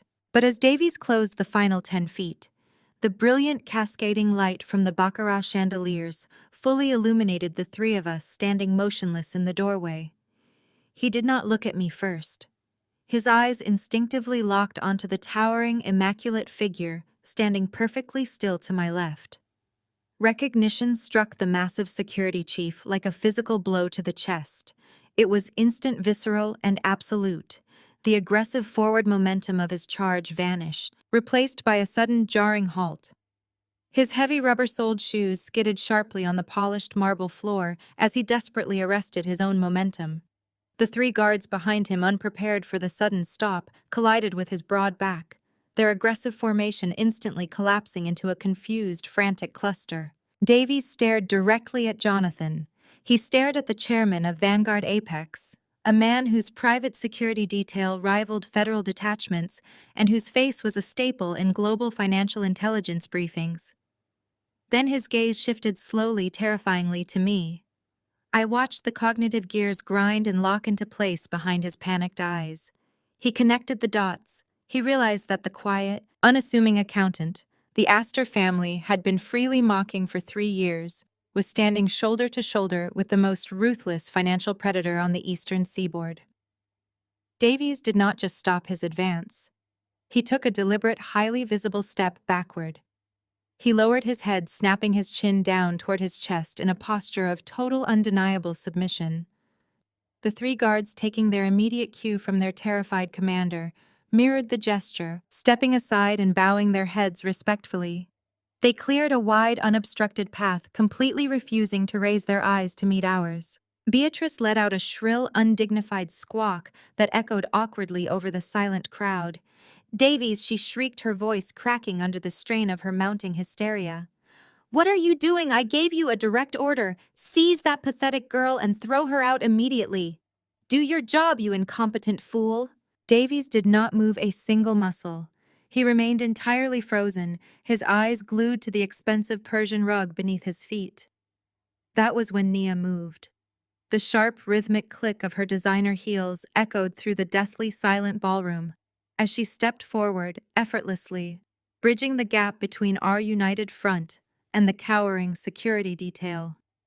A razor-sharp, utterly mocking smile stretched across her lips, illuminating her striking features with a dangerous, predatory delight. She did not raise her voice, but she projected it perfectly, ensuring her crisp syllables carried to the furthest, darkest corners of the opulent room. "I would strongly advise against reprimanding Mr. Davies." Beatrice Nia said, her tone dripping with venomous condescension and legal authority. "He is simply exercising basic self-preservation.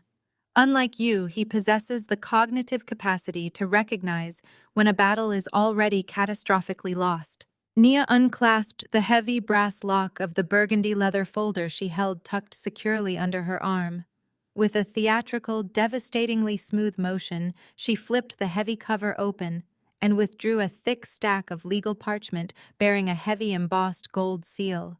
She held the document up high, displaying it to the entire room of silent, captivated socialites. "Let me clarify the current operational hierarchy for you, Beatrice." Nia continued, her voice ringing out like a judge delivering a fatal, inescapable sentence.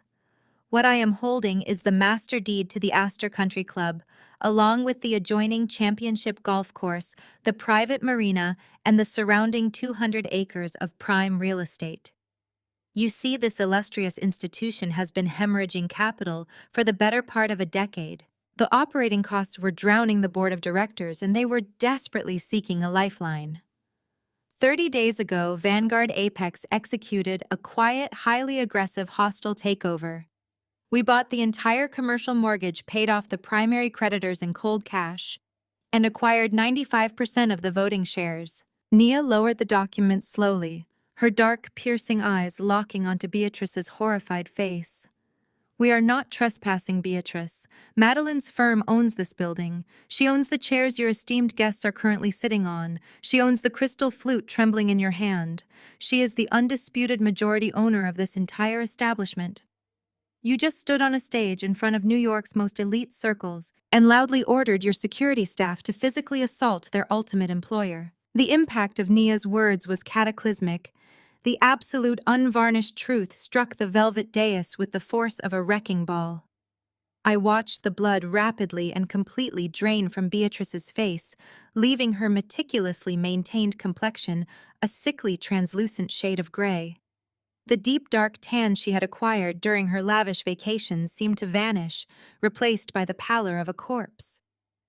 Her mouth hung open, her lips trembling slightly as she desperately tried to form a coherent response, but absolutely no sound emerged.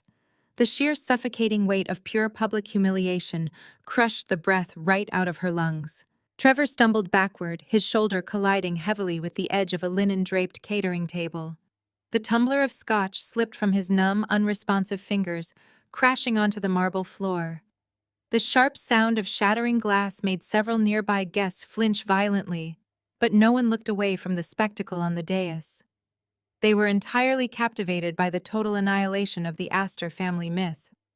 The room full of sycophants, the very people Beatrice had spent decades manipulating and courting, began to physically pull away. I could see the subtle shifting of designer gowns and tailored suits as the crowd instinctively took a synchronized step back from the raised platform, eager to immediately distance themselves from the radioactive fallout of Beatrice's colossal error. The rigid social order of the room had violently realigned in a matter of seconds, and Beatrice was left standing completely exposed, powerless, and utterly ruined in the center of her own stolen castle. The heavy, unbroken silence that followed the shattering of Trevor's glass was the perfect acoustic canvas for Nia's next move. She stepped past me, her posture radiating the clinical, detached authority of a surgeon preparing to make a fatal, necessary incision. She did not seek the spotlight, she simply consumed it. Taking the absolute center stage of the ballroom, she positioned herself directly beneath the largest crystal chandelier, ensuring every single guest had an unobstructed view of the impending execution. The string quartet remained frozen in the shadows, bows hovering above strings as the entire assembly of New York's upper crust held their breath. From the dark edge of the velvet dais, the patriarch of the family finally emerged. Trevor's father pushed past his catatonic wife and his trembling son, his face a mask of desperate forced diplomacy, slick with a sudden sheen of cold sweat. He adjusted his perfectly tailored tuxedo jacket, attempting to summon the commanding presence that had allegedly built his family's reputation over the decades. He raised his hands in a placating gesture, plastering on a hollow, politician's smile designed to soothe the nervous investors watching his every move. He opened his mouth, likely to suggest they move this unfortunate misunderstanding to a private boardroom away from the prying eyes of their peers and the circling sharks of high society. Nia did not even grant him the dignity of a complete sentence. She raised her hand, a single sharp motion that cut through the air and silenced him instantly. She was no longer just the woman holding the deed to the building. She had seamlessly transitioned into her official capacity as the lead litigator and chief legal counsel for Vanguard Apex. When she spoke, her voice lacked any trace of the emotional hysteria Beatrice had displayed just moments prior. It was calm, measured, and devastatingly precise, carrying the lethal weight of an irrefutable legal mandate. Mr. Astor, Nia began her words echoing clearly off the frescoed ceilings. "Do not attempt to mitigate this. There will be no private negotiations, no backroom deals, and no temporary extensions. I am acting as the duly appointed representative of your primary creditor. You are currently in gross violation of 7 distinct fiduciary covenants. You have willfully defaulted on your primary commercial obligations, and your secondary assets are entirely irreversibly overleveraged." Trevor's father stopped dead in his tracks. The fake smile evaporated from his face, replaced by the stark, terrifying realization that he was entirely outmatched. He glanced nervously at the surrounding crowd, his eyes locking with several of his key business partners and major corporate investors. They were already looking at him differently. The polite deference was gone, replaced by the cold, calculating scrutiny of predators realizing a former ally was now bleeding out in the water. With ruthless efficiency, Naya reached into the burgundy leather folder and extracted a thick, densely packed stack of legal documents. They were bound by heavy brass clips, the physical manifestation of the trap I had authorized out in the freezing snow. She took 2 deliberate steps forward, closing the distance between them, and thrust the massive stack of papers directly against the center of his chest. He had no choice but to bring his hands up to catch them, instinctively clutching his own financial death warrant against his tuxedo shirt. "You have been formally served," Nia announced, her voice ringing with absolute finality. "Those documents contain the immediate foreclosure orders on the Hudson Tower Commercial Park and your primary corporate headquarters in Lower Manhattan. As of this exact moment, Vanguard Apex has frozen all associated operating accounts. Your access to the company's liquid capital is permanently revoked, and your board of directors has already been notified of your immediate removal." Trevor, still standing beside his mother, let out a choked, breathless sound. He lunged forward, grabbing his father's arm, his eyes frantically scanning the top page of the dossier.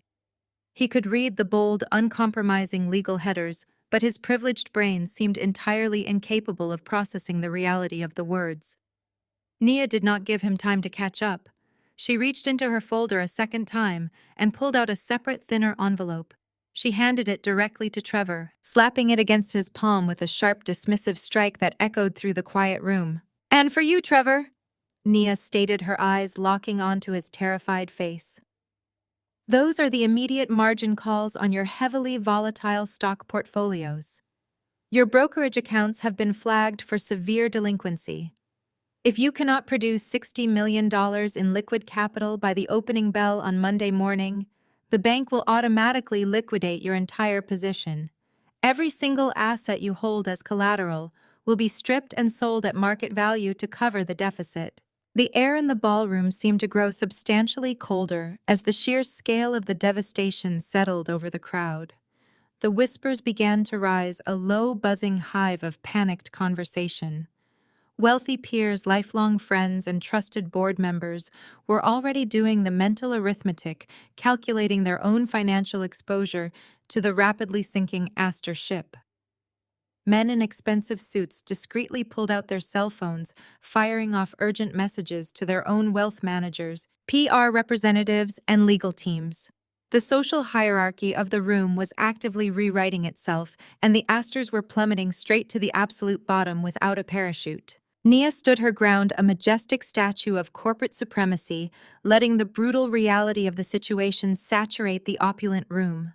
She looked at Trevor, then at his father, and finally cast a fleeting dismissive glance at Beatrice, who had sunk into a velvet chair, clutching her chest as if she might faint. The financial guillotine had fallen with flawless clinical precision.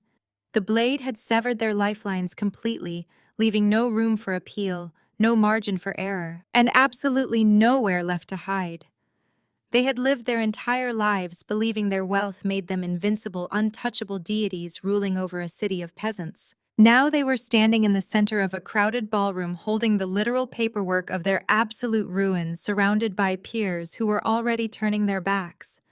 They were entirely bankrupt, both financially and socially.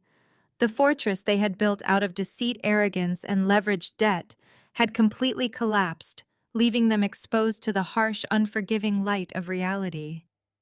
Nia turned her back on them, an act of supreme, undeniable dismissal, and walked back to her position beside me. She had delivered the fatal blow, executing her duty with a terrifying grace that left the entire room paralyzed in awe and absolute terror. Nia paused just before reaching my side. The whispers in the room were growing a frantic, chaotic hum of speculation. She knew that in the world of high society, ambiguity was the ultimate enemy. If left to their own devices, the Astors would immediately attempt to spin a tale of a temporary liquidity crisis or a minor contractual dispute. The execution required total, unvarnished transparency. Nia pivoted slowly, turning her sharp gaze back upon the sea of elite guests. She raised her chin, and when she spoke again, her voice was amplified by the sheer commanding force of her projection, ensuring every single titan of industry in that room heard the unmitigated truth. For those of you whispering about a simple misunderstanding, let me dispel that illusion immediately. Nia announced, her words dropping like heavy anvils onto the polished marble floor. You are not witnessing a minor corporate restructuring. You are looking at a family that has just defaulted on $150 million in commercial loans. They have zero liquid assets. They have zero credit. They are by every legal and financial metric completely and utterly insolvent. The collective intake of breath from the crowd was audible, a sharp hiss that sucked the oxygen from the massive ballroom. But Nia was far from finished. She stepped forward, pointing a manicured finger toward the trembling figures on the dais. Do not let your sympathies be swayed, she warned the crowd, her tone shifting from clinical to sharply accusatory. This is not the result of a shifting market or bad luck. This is the result of systematic, calculated fraud. The collateral they used to secure those loans was entirely fabricated. We have uncovered years of falsified occupancy reports across their entire commercial portfolio. They artificially inflated property appraisals, invented ghost tenants to simulate revenue, and routinely breached the most fundamental fiduciary covenants binding their enterprise. The word fraud hung in the air, toxic and paralyzing. In the cutthroat world of Manhattan, real estate bankruptcy was a sin, but fraud was an absolute contagion. And it gets worse. Nia continued, delivering the final fatal blow. Vanguard Apex is legally obligated to report these findings. The fraudulent loan applications have already been forwarded to the appropriate regulatory bodies. By Monday morning, the Astor family will be facing comprehensive federal audits. The Securities and Exchange Commission and the White-Collar Division of the FBI are currently preparing their subpoenas. Anyone whose capital is tied to their holding companies will be dragged directly into a federal investigation. That was the breaking point. The velvet rope of polite society completely snapped. In the center of the crowd stood a tight cluster of VIP guests, the highly sought-after venture capitalists and private equity managers who had been sharing drinks with Trevor just an hour ago. Trevor had been relentlessly courting them all evening, pitching a massive, supposedly lucrative new waterfront development project. He had sold them on the illusion of his family's indestructible wealth, leveraging the Astor name to secure hundreds of millions in initial commitments. Now, the horrific realization dawned on these seasoned investors. They were not being invited to join a legacy project. They were being targeted to unknowingly bail out a sinking Ponzi scheme. The physical reaction was instantaneous and brutal. The VIP guests backed away in disgust, literally putting distance between themselves and the dais, as if the Astors were radiating a deadly virus. Expressions of polite interest mutated into masks of pure, unfiltered revulsion. These were men and women who protected their capital with ruthless paranoia, and they had just missed stepping onto a financial landmine by mere inches. Suddenly, the ballroom was illuminated by the harsh bluish glow of hundreds of smartphone screens.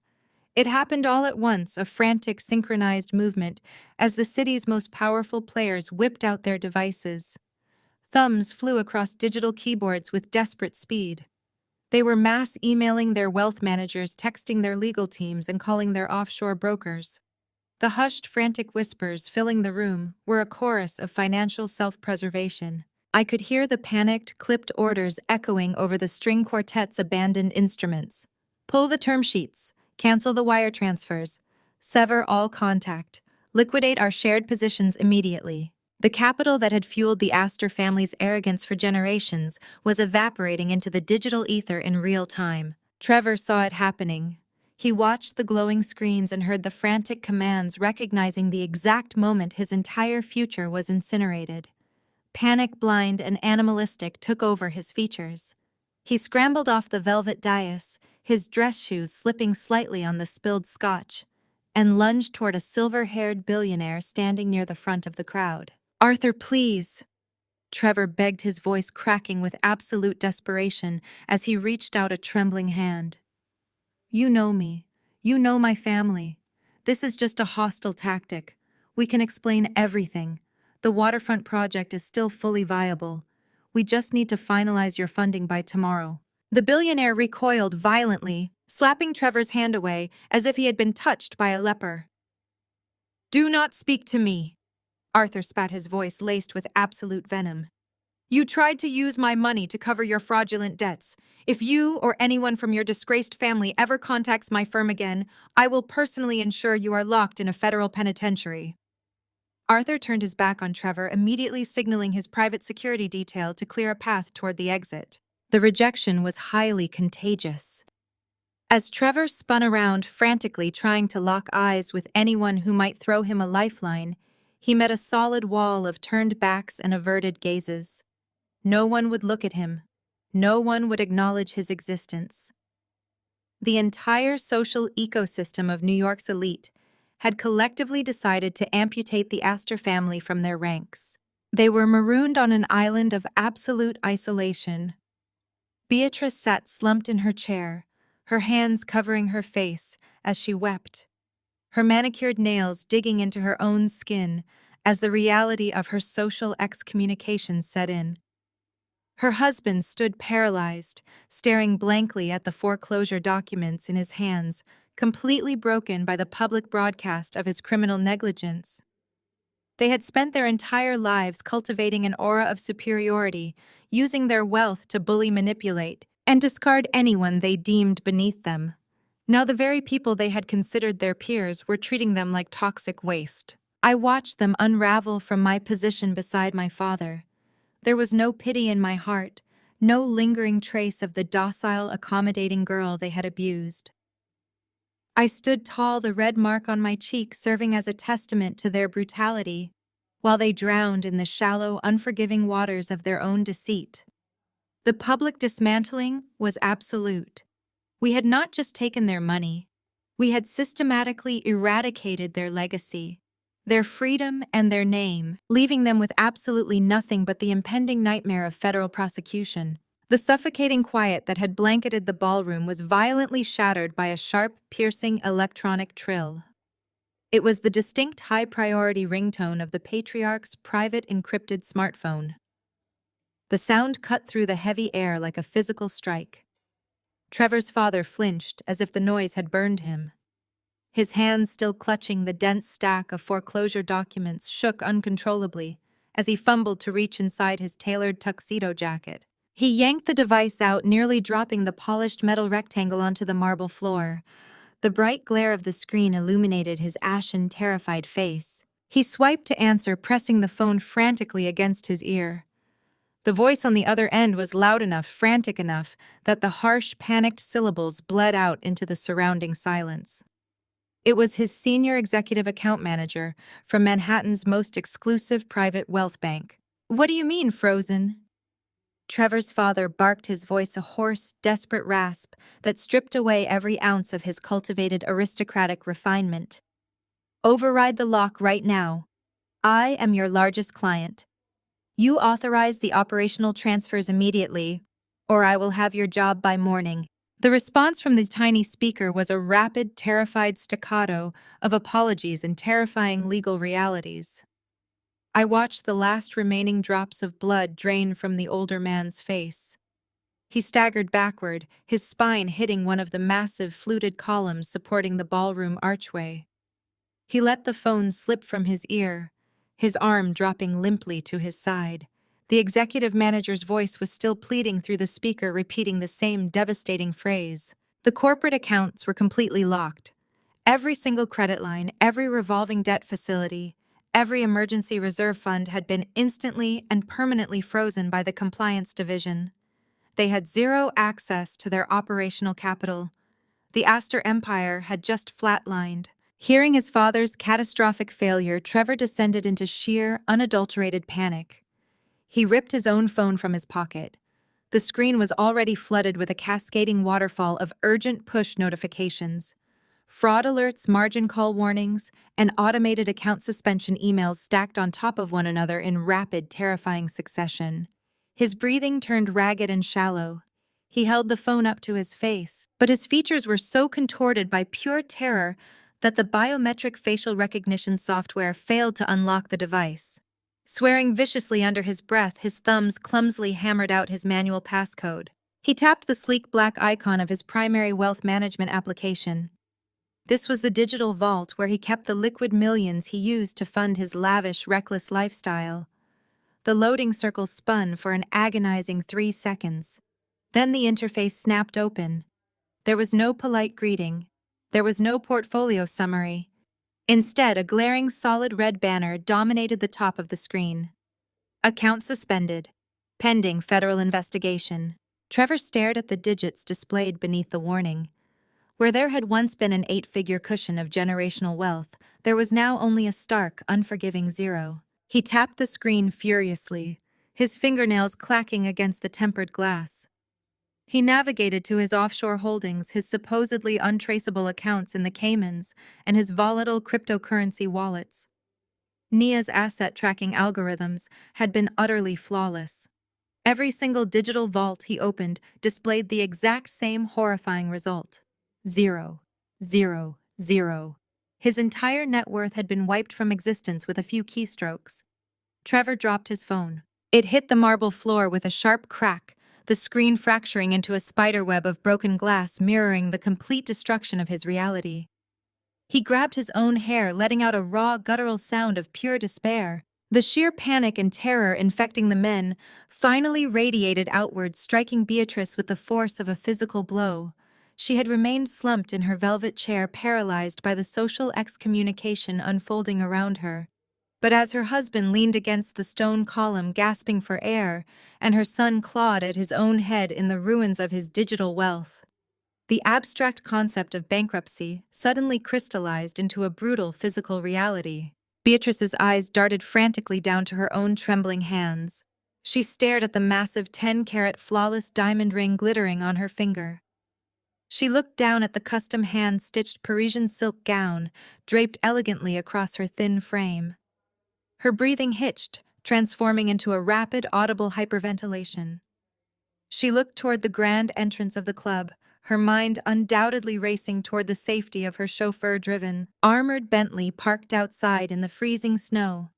She desperately wanted to flee to retreat to her sprawling multi-million-dollar penthouse on the Upper East Side and lock the heavy mahogany doors against this waking nightmare. Nia, tracking Beatrice's panicked gaze with the predatory precision of a hawk, took one deliberate step forward. She did not raise her voice, but her tone was laced with a chilling absolute authority that pinned Beatrice directly to her velvet chair. "Do not even consider attempting to leave the premises in that vehicle," Beatrice Nia commanded, her dark eyes locking onto the trembling matriarch. "The repossession agents dispatched by Vanguard Apex have already secured the perimeter. Your Bentley, along with the 2 Escalades accompanying it, have been booted, tagged, and legally seized. The keys currently sitting in your driver's pocket are now the exclusive property of our asset liquidation division." Beatrice let out a high, reedy gasp, clutching her hands against her chest as if trying to hold her shattering heart together. "And before you think about retreating to your penthouse," Nia continued, twisting the metaphorical blade with clinical perfection, "I strongly suggest you check your email. The electronic key fobs to your private elevator and your front doors were remotely deactivated 10 minutes ago. Your residence is currently being secured by a private security firm acting on behalf of the bank. Every piece of art, every piece of jewelry, and every stick of imported furniture inside that apartment is now collateral. In fact, given that you purchased the very haute couture gown you are wearing on a heavily leveraged corporate credit card that is currently in default, even the clothes on your back belong to us." The ultimate realization of her new impoverished reality slammed into Beatrice. She was no longer a queen. She did not own a home. She did not own a car. She did not even own the fabric draped across her shoulders. The designer gowns, the luxury vehicles, the sprawling real estate portfolio had all evaporated in the blink of an eye, legally transferred to the very woman she had just ordered to be thrown into the gutter. Beatrice let out a long, horrifying wail, a sound completely devoid of her usual refined elegance. It was the ugly, primal scream of a woman whose entire identity had just been incinerated. She curled inward, wrapping her arms around her stomach, sobbing uncontrollably in front of the silent, unblinking crowd of New York's elite. They watched her unravel, offering absolutely no comfort, no sympathy, and no assistance. The Astor family had been completely severed from their power stripped bare and left to drown in the absolute terrifying zero of their bank accounts. Trevor's breathing slowed as the finality of his financial obliteration penetrated his thick skull. He stared at his broken phone, then at his mother, a pathetic weeping heap of ruined silk, and finally at his father, a hollowed-out shell of a man, leaning weakly against a marble column. The golden, impenetrable shield of the Astor name had entirely melted away, leaving nothing but exposed, bleeding flesh. He turned his frantic gaze to the crowd, desperately searching for a single sympathetic face among his former sycophants and eager investors. He found absolutely none. He met only cold, calculating stares and expressions of open disgust. The realization hit him with the force of a freight train. His social capital was dead. His family could not save him. His wealth was a phantom.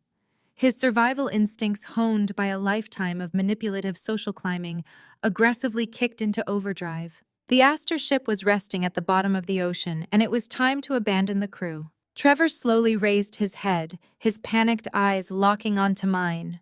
The transformation was instantaneous and deeply grotesque.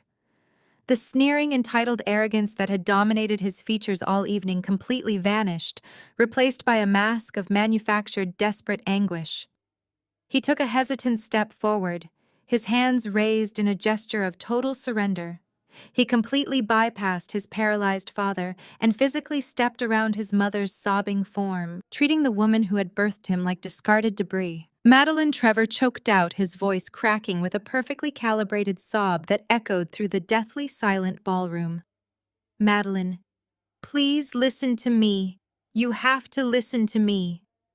He pointed a violently trembling finger directly at the cowering figure of his mother. It was her. It was all her doing. Beatrice's head snapped up. Her tear-streaked, ruined face contorted in sheer, unadulterated horror as her golden child, the beloved son she had gleefully destroyed me to protect, aimed the executioner's blade squarely at her throat. "She forced me to do it," Trevor yelled, stepping further away from the velvet dais, violently severing himself from his own bloodline. "She told me that if I did not publicly get rid of you tonight, my father would instantly cut me out of the family trust. She threatened to destroy me, Maddie. She poisoned my mind for months, constantly whispering that you were just a gold digger, that you would drag our pristine family name through the mud. I did not want to humiliate you. I swear to God, I never wanted to hurt you. She orchestrated this entire nightmare. She planned the speech, she handed me the microphone, and she forced me to pull the trigger." Beatrice let out a strangled, breathless gasp, reaching a shaking hand out toward her son, but Trevor refused to even look in her direction. The crowd let out a collective, disgusted murmur. Even in a room filled with ruthless, cutthroat corporate sharks, the sight of a grown man tossing his own mother to the wolves to save his own skin was a bridge too far. But Trevor was entirely deaf to their judgment. He had absolute tunnel vision, and I was his only remaining exit strategy. He closed the final few yards between us. Then the former heir to the Astor Empire collapsed. His expensive tuxedo pants hit the polished marble floor with a heavy, humiliating thud. He fell to his knees directly at my feet, bowing his head in total, absolute subjugation. He looked up at me, his eyes brimming with heavy, glistening tears. It was a masterful performance, utilizing the exact same boyish charm that had originally captivated me 3 years ago. "I was a coward," he wept, reaching out to grasp the hem of my dress. He stopped inches short when Jonathan took a single menacing half-step forward, casting a massive, terrifying shadow over Trevor's kneeling form. Trevor swallowed hard, retracting his hand but keeping his tearful gaze locked on my face. I was terrified of losing the family money, but sitting here watching it all burn to the ground, I realize none of it matters. The cars, the penthouses, the status, it is all completely meaningless without you. He clasped his hands together in front of his chest, pleading with the frantic fervor of a condemned man begging for a pardon. "I love you, Madeline. I always have." Underneath the immense pressure and the toxic expectations of this family, my heart never stopped belonging to you. He shifted closer on his knees, letting the tears spill freely over his cheeks, entirely abandoning any shred of masculine pride. He was banking everything on the quiet, unassuming accountant he thought he knew, desperately hoping my inherent kindness would override my intellect. I was weak, but I am free of them now, he pleaded, his voice a pathetic, high-pitched whine. We can start over. Just you and me, exactly like we always talked about when we were alone. I do not care about the bankrupt accounts or the foreclosed properties. Look at the man I am when I am with you. You make me better. He took a ragged, theatrical breath, delivering his ultimate desperate pitch. Please, I am begging you, for the sake of the 3 years we shared, for the nights we spent dreaming about our future, for everything we built together, call off your lawyers, tell Vanguard Apex to stand down, give us a chance to fix this. Please, Maddie, save me from them. Save us. The silence that followed his plea was absolute. Trevor knelt on the floor, weeping and trembling, a pathetic portrait of a man who had sacrificed his pride, his dignity, and his own mother on the altar of his cowardice. He waited, utterly breathless, believing his performance was flawless enough to rewind the clock and undo his catastrophic failure. I looked down at the weeping, trembling man kneeling at my feet, feeling absolutely nothing. The manufactured tears streaming down his perfectly bronzed face, the desperate tremor in his voice, the theatrical clasping of his hands, it was all a breathtakingly hollow performance. Trevor had spent his entire life assuming that everyone around him was a gullible mark, a stepping stone to be used and discarded at his convenience. He truly believed that a few desperate apologies and a declaration of undying love could instantly overwrite the reality of his actions. Slowly, without breaking eye contact with his terrified, upturned face, I reached into my sleek evening clutch. I did not yell. I did not display a single ounce of the emotional devastation he clearly expected to see. Instead, I withdrew a thick, heavy black envelope sealed with a discreet wax stamp. I held it between my thumb and forefinger, letting the ambient light from the baccarat chandeliers catch its matte surface. Your performance is genuinely spectacular, Trevor, I said softly, my voice barely above a whisper, yet it sliced through the dead silence of the ballroom with surgical precision.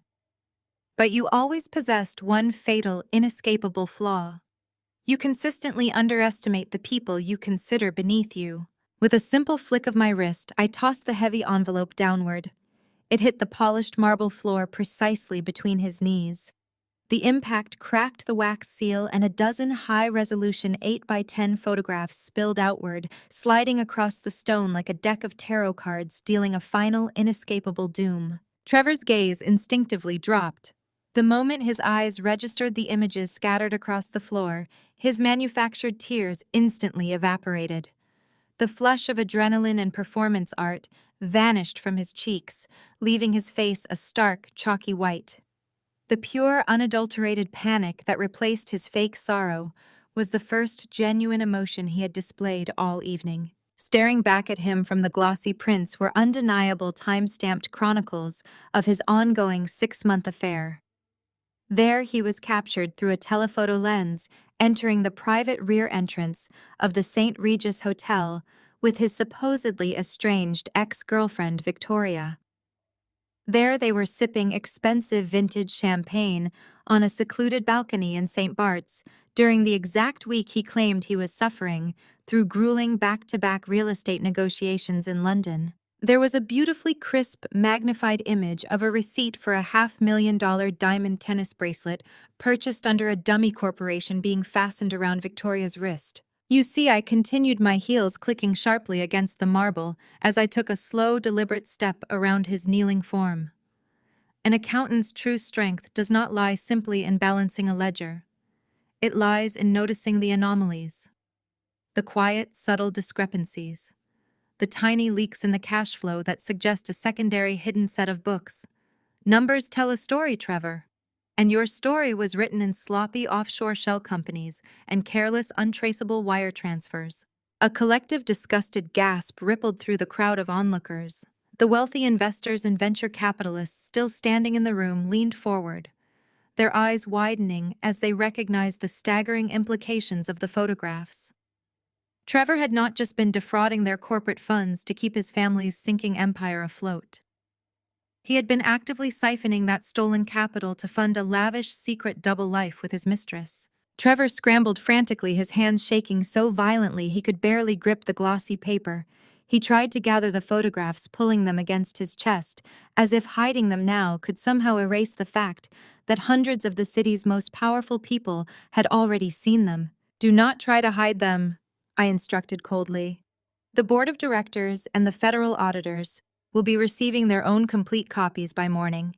But let us clarify your actual motive, Trevor. You did not stay with me for 3 years because you harbored some secret repressed love. You stayed because I provided the ultimate perfect cover." He froze, clutching the photos, his mouth opening and closing soundlessly. I stood tall, the oppressive shadow of Jonathan and Nia flanking me, transforming my words into an inescapable verdict. "You needed a quiet, self-sufficient woman who asked no questions and demanded no spotlight," I explained to the captivated, horrifyingly silent room. "You wanted a docile, financially independent partner who would manage your mundane expenses and keep up the pristine public appearances. Your mother's relentless hostility was not a tragic obstacle for our relationship. It was a highly convenient smokescreen. While I was wasting my energy trying to earn her impossible approval, you were busy moving your remaining liquid assets into offshore trusts registered under Victoria's name." Trevor lowered his head, pressing his forehead almost to the floor, his shoulders heaving as the absolute truth systematically dismantled his last remaining defense. "Your blueprint was entirely parasitic," I stated, my voice echoing with ringing finality.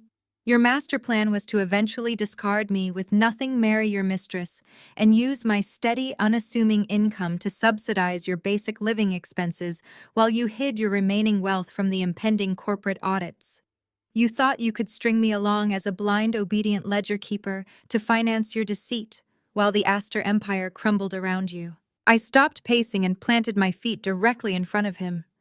He was a ruined, pathetic shell of the arrogant heir who had walked into the club tonight. He had tried to play a rigged game of chess with a woman who secretly owned the entire board. I looked down at his trembling form, studying him with the clinical, unfeeling detachment of a scientist observing a failed, insignificant experiment. "You chose the wrong girl to manipulate." The finality of my words acted as a starting pistol for the paralyzed crowd. The lingering, morbid curiosity of the VIPs completely vanished instantly, replaced by an overpowering, ruthless instinct for social and financial survival. No one wanted to be caught standing anywhere near the epicenter of the Astor family's catastrophic detonation. The exodus was sudden, highly synchronized, and brutally silent. There were no polite farewells, no air kisses, and absolutely no sympathetic pats on the shoulder for the fallen elite.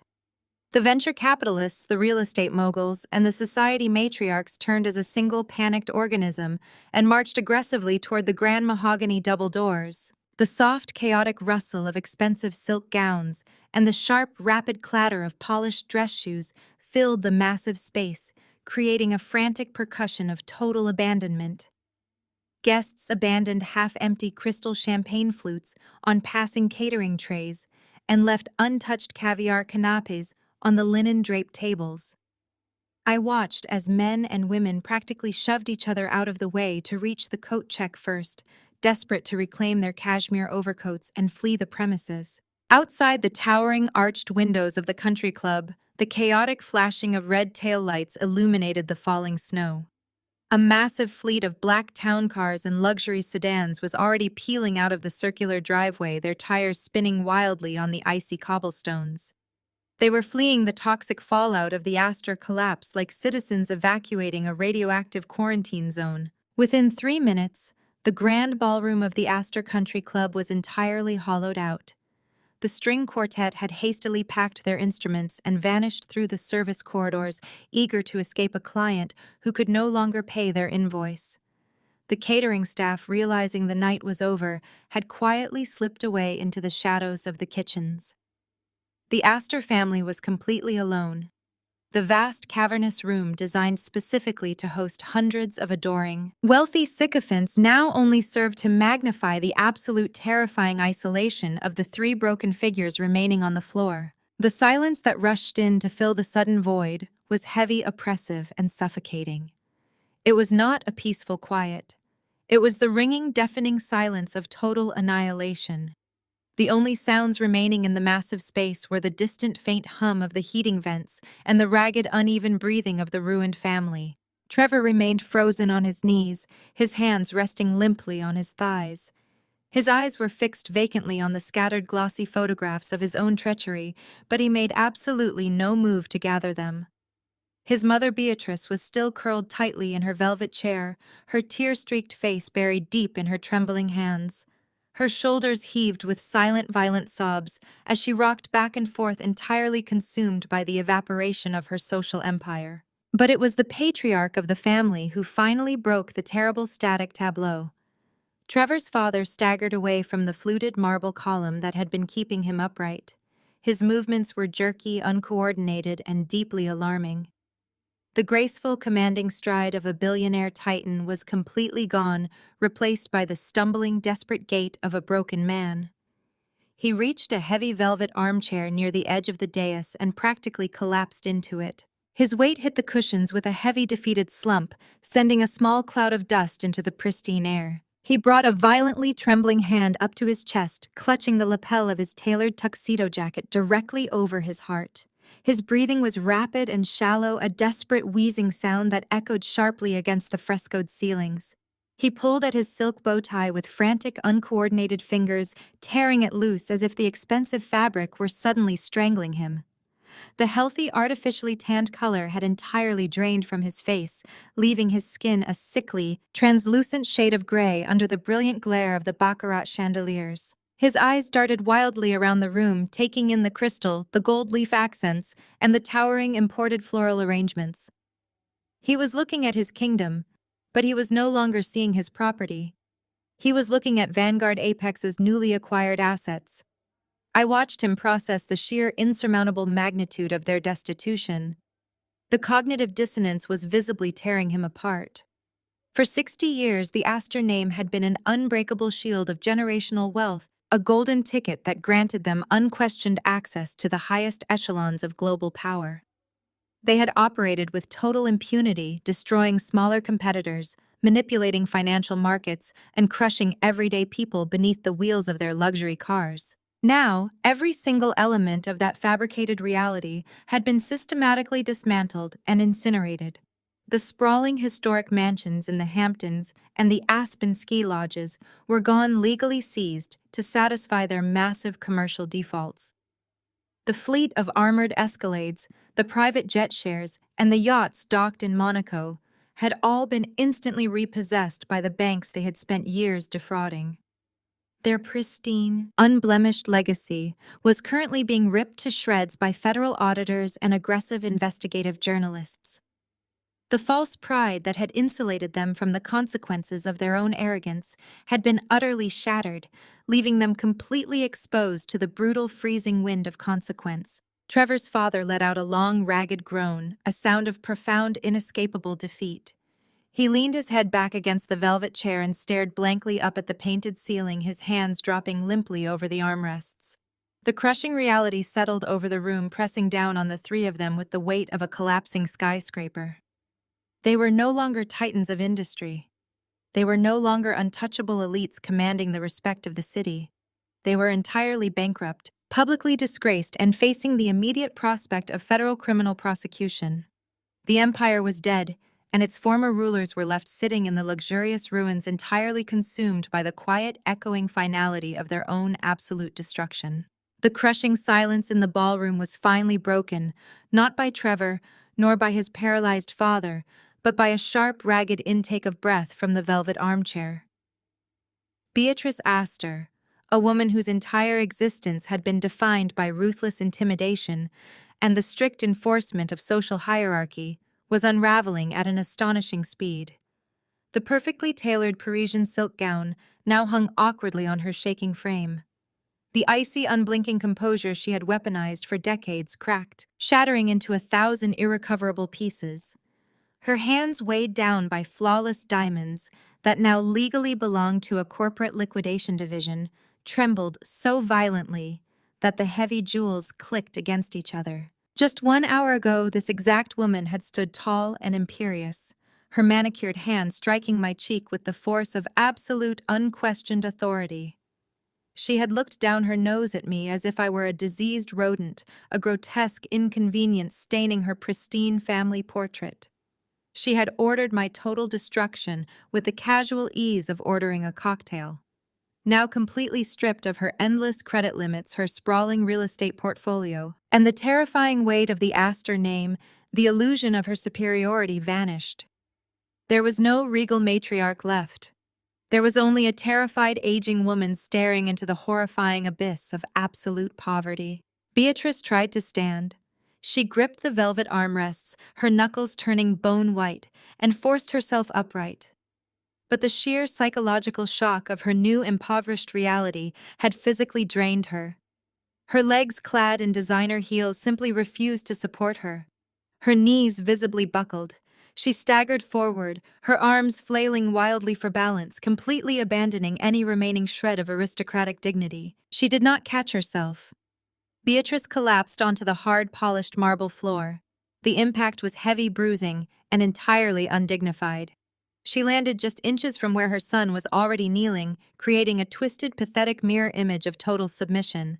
She crawled forward on her bare hands and knees. The delicate fabric of her custom gown dragged across the stone, collecting the dust of her ruined empire. She stopped directly at the tips of my shoes. She tilted her head up, and the sight was almost difficult to process. The immaculate, terrifying socialite was entirely gone. Tears poured down her face in thick, continuous streams.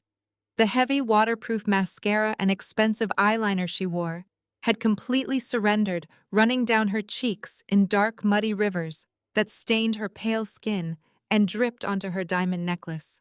Her perfectly coiffed hair clung damply to her sweating forehead. She was gasping for air, her chest heaving with ugly, hysterical sobs that she made absolutely no effort to suppress. She reached out her trembling fingers, hovering just millimeters from the fabric of my dress, clearly afraid that Jonathan would physically intervene if she actually made contact. She clasped her hands together in a pose of desperate, fervent prayer. "Madeline," she gasped, her voice unrecognizable. It was a high, reedy squeak entirely devoid of its usual booming theatrical resonance. "Madeline, please, you have to listen to me." She was hyperventilating, struggling to force the words past the sheer panic constricting her throat. "I was wrong. I was so incredibly, foolishly wrong." She leaned closer, the smell of her expensive perfume mixing with the sharp, acidic scent of pure, unadulterated fear. "You are not what I said. You are brilliant. You are a sweet, brilliant girl, and you have always been the best thing that ever happened to my son. You are exactly the kind of sweet, brilliant daughter-in-law I always prayed Trevor would find." The absolute audacity of her pivot was breathtaking. The woman who had literally ordered my social execution, who had plotted to ruin my professional reputation and toss me into the freezing street, was now eagerly rewriting history while kneeling in a puddle of her own tears. She was attempting to weaponize affection, utilizing the exact same manipulative tactics her son had attempted just moments prior. It was a pathetic, transparent display of self-preservation. She was perfectly willing to rewrite her entire reality, her entire set of core beliefs, if it meant keeping her penthouse keys. I was blinded by stress. Beatrice wept, her chest heaving violently. The banks, the creditors, the relentless pressure to maintain our position. It drove me insane, Madeline. It made me do terrible, unforgivable things to protect my family. But you understand business. You understand pressure. You are a genius. She practically spat the compliments out, firing them like desperately aimed arrows, hoping one would hit a soft spot in my armor. You are the smartest woman in this room. You outmaneuvered all of us. You proved your worth 100 times over. We were blind not to see it. She pressed her hands to her chest, her sobbing growing louder, echoing harshly against the frescoed ceilings of the empty ballroom. "Please, Madeline, I am a mother begging for her family. We have learned our lesson. You have completely humbled us. You have won. There is no need to destroy us completely. Give us a second chance. Let me welcome you into this family properly. We can be partners. We can be a true family. Just tell your liquidation team to stop. Call off the asset seizures. I will do whatever you want. I will publicly apologize. I will kiss your feet. I will transfer whatever titles you demand. Just please, I am begging you, do not leave us with nothing." Beatrice bent forward, pressing her tear-stained face directly against the cold marble, right at the toes of my heels, weeping uncontrollably. Her hysterical cries filled the massive space, a harsh, pathetic soundtrack to the death of a dynasty. The untouchable queen of New York society had surrendered every ounce of her pride, offering herself up as a willing, groveling servant to the woman she had once viewed as a peasant. She lay there shaking and sobbing into the stone, desperately waiting for a pardon that was never going to come. I stood perfectly still as Beatrice's tears pooled against the tips of my shoes. The damp, shivering weight of her despair radiated upward, yet it failed to penetrate the absolute glacial calm that had settled over my mind. I looked down at the weeping, broken woman. There was a time not so long ago when the mere sight of Beatrice Astor displeased would have sent me into a spiral of anxious appeasement. I would have folded myself into whatever shape she demanded, just to secure a fraction of a polite smile, terrified of losing the man I mistakenly thought loved me. Now, watching her literally grovel in the dust of her incinerated reputation, I felt absolutely nothing. No pity, no vindication, not even a lingering spark of anger. She was simply a stranger suffering the inevitable mathematical consequences of her own supreme arrogance. The cavernous ballroom, stripped of its sycophantic audience, amplified the raw, ugly sounds of her hysteria. Trevor remained frozen beside her, a pathetic, whimpering accessory to her collapse. His father had not moved from the velvet armchair, staring blankly at the frescoed ceiling, as if waiting for a divine intervention that would never arrive. They were a tableau of total moral and financial bankruptcy, trapped in a gilded cage that had suddenly transformed into a prison of their own design. I let the heavy, suffocating silence stretch. I let them marinate in the absolute finality of their ruin. I wanted the reality of their powerlessness to permanently etch itself into their memories, a lingering scar to remind them of the exact moment they lost everything. Slowly, with deliberate, unhurried grace, I shifted my weight. I did not step back from Beatrice's grasping hands, nor did I kick her away. Instead, I crouched down, the silk of my dress pooling around me on the polished stone, bringing my face level with her ruined, tear-streaked visage. She gasped her breath, catching in her throat as she looked up at me, her eyes wide with a desperate, sudden flare of hope. She genuinely believed her pathetic display had worked. She thought she had found a crack in my armor, a residual drop of the compliant, desperate-to-please girl she had tormented for 3 relentless years. I did not raise my voice. I did not sneer, and I did not shout. I simply did not need to. True power never requires volume. It requires absolute, unshakable conviction. Exhibiting absolute, unbreakable control, I leaned in closer, forcing her to look directly into the cold, unyielding reality of her destruction. The scent of her panic was sharp and bitter, a stark contrast to the cloying, expensive perfume she usually weaponized. The silence in the room stretched so tight, it felt as though the very air might shatter. "My family has no room for beggars who do not deserve to be here," I whispered. The syllables fell from my lips with crystalline perfection.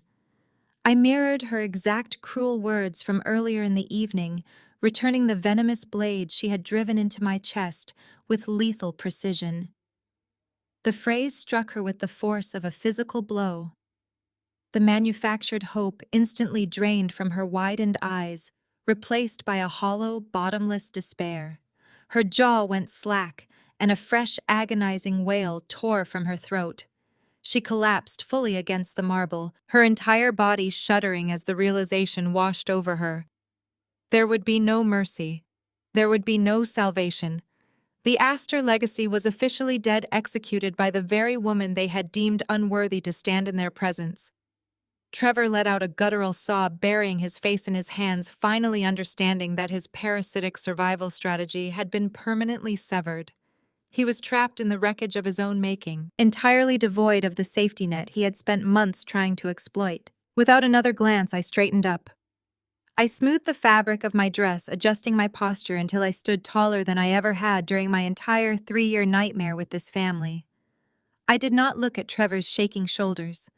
I did not spare a fraction of a second for his father's catatonic stare. They were ghosts of a past I was permanently leaving behind. I turned my back on the wreckage. Jonathan was waiting right behind me, his towering frame a silent, impenetrable fortress. His expression was a mask of professional stoicism, but as our eyes met, a brief, profound glint of respect flickered in his dark gaze. David stood to his left, casually adjusting his expensive cuffs, the sharp, calculating attorney wholly satisfied with the absolute legal devastation he had helped orchestrate. Nia flanked my right, her tablet already tucked away securely, her posture radiating the clinical predatory efficiency of an apex predator who had successfully hunted and consumed her prey. They had executed my orders flawlessly, dismantling a titan of New York society without breaking a sweat. Together, we moved toward the grand mahogany exit. Our footsteps synchronized a steady, rhythmic march that echoed sharply against the stone floor, completely drowning out the pathetic weeping chorus of the fallen dynasty. We walked down the sweeping carpeted staircase, moving past the abandoned coat checks and the deserted reception desks. The luxurious veneer of the country club now felt like a cheap, hollow movie set, entirely stripped of its intimidating aura. The walls that had once represented an impenetrable fortress of old money elite now just looked like crumbling plaster. The heavy brass doors swung open, pushed by unseen staff who had miraculously reappeared to facilitate our departure. The crisp, freezing air of the New York winter hit my face, shocking my system with its pure, bracing clarity. The suffocating, toxic atmosphere of the Astor Empire was instantly washed away in the icy breeze. I stepped out onto the snow-dusted pavement, leaving Trevor and Beatrice sobbing alone in the ruins of their fake empire. I took a deep, steadying breath, filling my lungs with the cold night air, finally and completely free, ready to step into a future that belonged entirely to me. 1 month later. The biting, chaotic winter wind of that night at the country club had long since yielded to the crisp, sterile climate control of my Manhattan penthouse office. I stood perfectly still before the floor-to-ceiling glass walls, looking out over the sprawling metallic grid of the city below. Down on the streets, millions of people moved like microscopic currents in a vast mechanical ocean, completely oblivious to the tectonic shifts of wealth and power that had recently transpired. Up here, 50 stories above the relentless symphony of traffic, there was only a profound, insulated silence. My office was a testament to unapologetic minimalism and absolute control. Sleek surfaces of polished obsidian and brushed steel replaced the suffocating antique mahogany and inherited dusty clutter of the Astor aesthetic. There were no fake oil portraits, no fabricated legacy items, and absolutely no sycophants. There was just the razor-sharp reality of an empire built on pure, unadulterated merit. The soft, barely audible click of the heavy glass door opening broke my quiet reverie. Nia strode into the room, her presence as sharp and uncompromising as the skyline behind me. She did not bother with pleasantries or gentle introductions. Our dynamic had always operated on the currency of pure, ruthless efficiency. She carried a sleek, encrypted tablet, her eyes already scanning the scrolling data columns before she even reached the edge of my desk. She dropped into the Barcelona chair opposite me, her posture rigidly professional, fully prepared to deliver the final autopsy report on a dynasty we had systematically eradicated.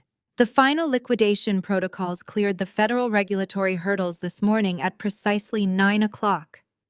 Nia began, her voice a rapid staccato rhythm of absolute finality. Every major asset has been officially transferred, liquidated, or absorbed into Vanguard Apex Holdings. It is a completely clean, hermetically sealed legal execution. There is zero exposure, zero corporate liability, and absolutely no avenue for a judicial appeal. She tapped the screen, projecting a sprawling, complex financial web onto the smart glass surface of my desk. It was a digital graveyard. Trevor's family firm no longer exists as a coherent corporate entity. We did not just bankrupt them.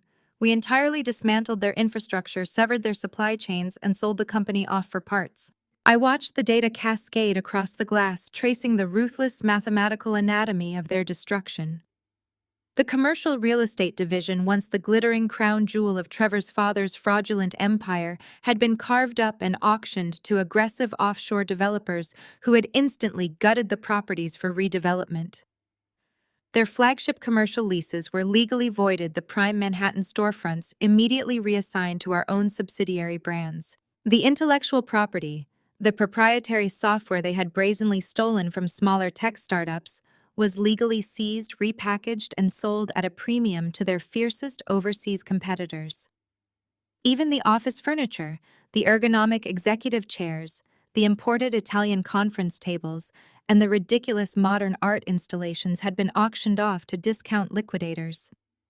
The entire corporate structure had been unraveled with surgical precision, leaving absolutely nothing but a hollow, decaying shell of bad debts, voided contracts, and toxic liabilities. And the personal assets, I asked, my tone perfectly matching Nia's clinical detachment. Nia swiped to a new screen, bringing up a series of bleak, undeniable public records. The eviction from the sprawling Hamptons estate was finalized 3 weeks ago. The banks did not even bother granting them a standard 30-day grace period. The Monaco yacht, the Aspen ski lodge, and the private aviation shares were repossessed by international creditors immediately following the country club incident to satisfy their catastrophic margin calls. She paused, a rare, fleeting ghost of a smile touching the corner of her mouth as she pulled up a grainy street view image. They are currently residing in a cramped 2-bedroom walk-up apartment in deep Queens. The building has outstanding municipal code violations for faulty plumbing and chronic pest control issues. The lease is month-to-month, secured only because a distant, estranged cousin reluctantly agreed to act as a financial guarantor. The mental image was stark, unyielding, and profoundly satisfying. Beatrice Astor, a woman who once threw a glass of vintage champagne at a caterer for serving it at slightly the wrong temperature, was now forced to navigate the grim realities of peeling linoleum floors, clanking unreliable radiators, and shared basement laundry facilities. Trevor, who had built his entire fragile identity around bespoke tailored suits, exclusive VIP access, and inherited superiority, was now trapped in a decaying claustrophobic box. He was permanently stripped of the unearned wealth that had previously masked his utter incompetence and profound cowardice. But the shocking loss of luxury was merely the surface layer of their punishment. The true horror of their new reality lay in the relentless, suffocating legal avalanche that was currently crushing them into the pavement. The civil lawsuits are multiplying exponentially. Nia continued, pulling up a terrifying, endlessly scrolling list of active court dockets. Every vendor they defrauded, every independent contractor they stiffed, and every former employee they illegally terminated has filed a formal grievance.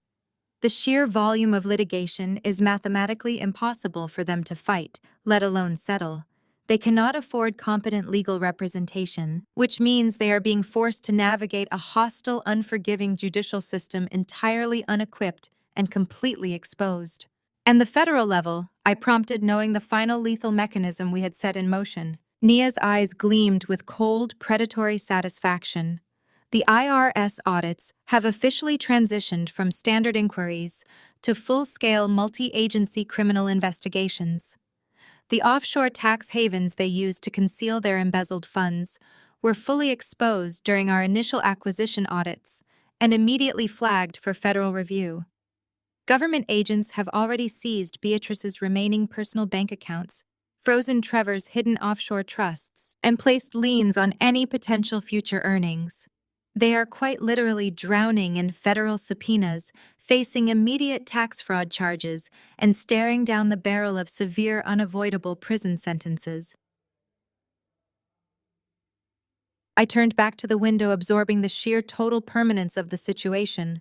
This was not a temporary setback for the Astor family. This was not a minor public scandal they could quietly sweep under the rug or outrun by fleeing to a European villa. This was absolute, undeniable annihilation. We had surgically removed them from the ecosystem of power, permanently burning the bridge back to the life they had so viciously stolen from others. The fake empire had been reduced to ash, and the unrelenting winds of consequence had scattered the remains. The consequences were permanent, irreversible, and entirely deserved. I took a slow sip of my coffee, feeling the warm, bitter liquid ground me in the present moment. The ledger was finally balanced. The ledger was finally balanced. I turned away from the sprawling city lights, the chill of the glass fading from my skin as I left the penthouse office.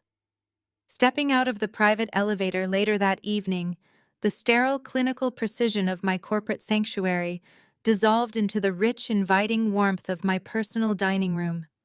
This was not a space designed for intimidation, asset liquidation, or cold calculation. It was a haven built entirely for trust, laughter, and authentic connection. A long, custom-carved dining table of reclaimed walnut sat at the center of the spacious room, bathed in the soft golden glow of ambient pendant lighting. The air was thick with the savory, intoxicating aromas of roasted garlic truffle reduction and a perfectly aged Bordeaux that had just been uncorked by a private chef working quietly in the adjacent kitchen. Seated around the table were the only people in the world who truly mattered. Jonathan was laughing, a deep, resonant, and joyous sound that entirely contradicted the intimidating monolithic enforcer persona he wore during business hours. He was pouring another generous glass of wine for David, who had finally loosened his signature silk tie, rolled up the sleeves of his expensive dress shirt, and discarded his tailored suit jacket over the back of a chair. The brilliant attorney, usually armed with lethal injunctions and ruthless contractual loopholes, was currently locked in a passionate, highly entertaining, and entirely light-hearted debate with Nia over the culinary merits of traditional French cooking versus modern, experimental fusion cuisine. Nia, completely stripped of her encrypted tablets, wireless earpieces, and terrifyingly efficient data streams, looked radiant and deeply relaxed. She wore a simple, elegant cashmere sweater, her sharp, analytical wit now directed at playfully teasing David's conservative wine preferences rather than dismantling corporate hierarchies. I took my seat at the head of the table, not as a commanding CEO delivering orders, but as a sister sitting among equals. We did not share a single drop of blood, but we shared something significantly stronger, something that could never be inherited or bought. We shared absolute, unyielding loyalty forged in the fires of high-stakes battles. Watching them exchange plates, share stories, and burst into spontaneous laughter, I recognized the profound, undeniable difference between a genuine family and a parasitic syndicate. The Astors had demanded total submission, insisting that I shrink myself, mute my intelligence, and beg for scraps of approval just to fit into their incredibly fragile manufactured egos. The people sitting with me tonight had only ever asked me to lead. They supported my vision, challenged my blind spots, and protected my flanks without a single ounce of resentment or jealousy. As the evening progressed and the lavish dinner transitioned to artisan desserts and rich espresso, the laughter settled into a comfortable, contented hum. Leaning back in my chair, I allowed myself a long overdue moment of quiet reflection. I thought back to the very beginning of my relationship with Trevor, examining the naive, overly cautious woman I had been. I had actively chosen to hide my empire, masquerading as an unremarkable, financially average designer scraping by in a tiny studio apartment. I had convinced myself that minimizing my worth was the ultimate foolproof litmus test for true love. I believed rather foolishly that by concealing my wealth and burying my influence, I could successfully filter out the gold diggers, the opportunists, and the sycophants to uncover genuine, unconditional affection. But looking at the smoldering wreckage of the past 3 years, The harsh, unforgiving reality became glaringly obvious. Hiding my success had not protected me from predators in the slightest. In fact, it had done the exact opposite. It had merely attracted a completely different, far more dangerous breed of parasite. By actively diminishing my light, I had drawn in a man who thrived exclusively on my perceived vulnerability. I had invited a family that savored the opportunity to exploit, belittle, and control a perceived subordinate. By shrinking myself to be easily digestible to appear non-threatening and manageable, I had inadvertently offered myself up as a captive feast for extreme narcissists. They did not love the fake struggling Madeline. They simply loved the power they held over her. I realized now with absolute unwavering certainty that true protection did not come from playing small, hiding in the shadows of my own achievements, or dulling my edges to make other people feel more comfortable. The ultimate shield was not deception or strategic humility. The ultimate impenetrable shield was the establishment of ironclad boundaries and the unapologetic fierce demand for basic respect. If my corporate power intimidated a man, he was simply the wrong man. If my undeniable success threatened a family's fragile artificial hierarchy, they were fundamentally not a family worth joining. I had spent years desperately trying to pass a brutal, degrading test that was entirely rigged against me from the start, when I should have been the one setting the standards, holding the pen, and grading the exam. I reached out and raised my crystal glass, the faceted edges catching the warm amber light of the dining room. Jonathan, David, and Nia immediately paused their conversation, turning to me with matching expressions of deep, unwavering respect. I offered a silent internal toast to the brutal, necessary lesson I had learned, and a spoken toast to the brilliant, formidable team that had stood by my side through the darkest storms. We clinked our glasses together, the clear, ringing sound echoing beautifully through the warm room, sealing a bond that no amount of external pressure, societal expectation, or toxic manipulation could ever break. My journey had begun in the suffocating, freezing shadow of a counterfeit dynasty, trapped in a web of deceit and misplaced loyalty. But it was ending here, bathed in the light of an empire I had built and defended with my own bare hands, surrounded by the family I had actively chosen. I took a sip of the rich wine, savoring the taste of absolute victory.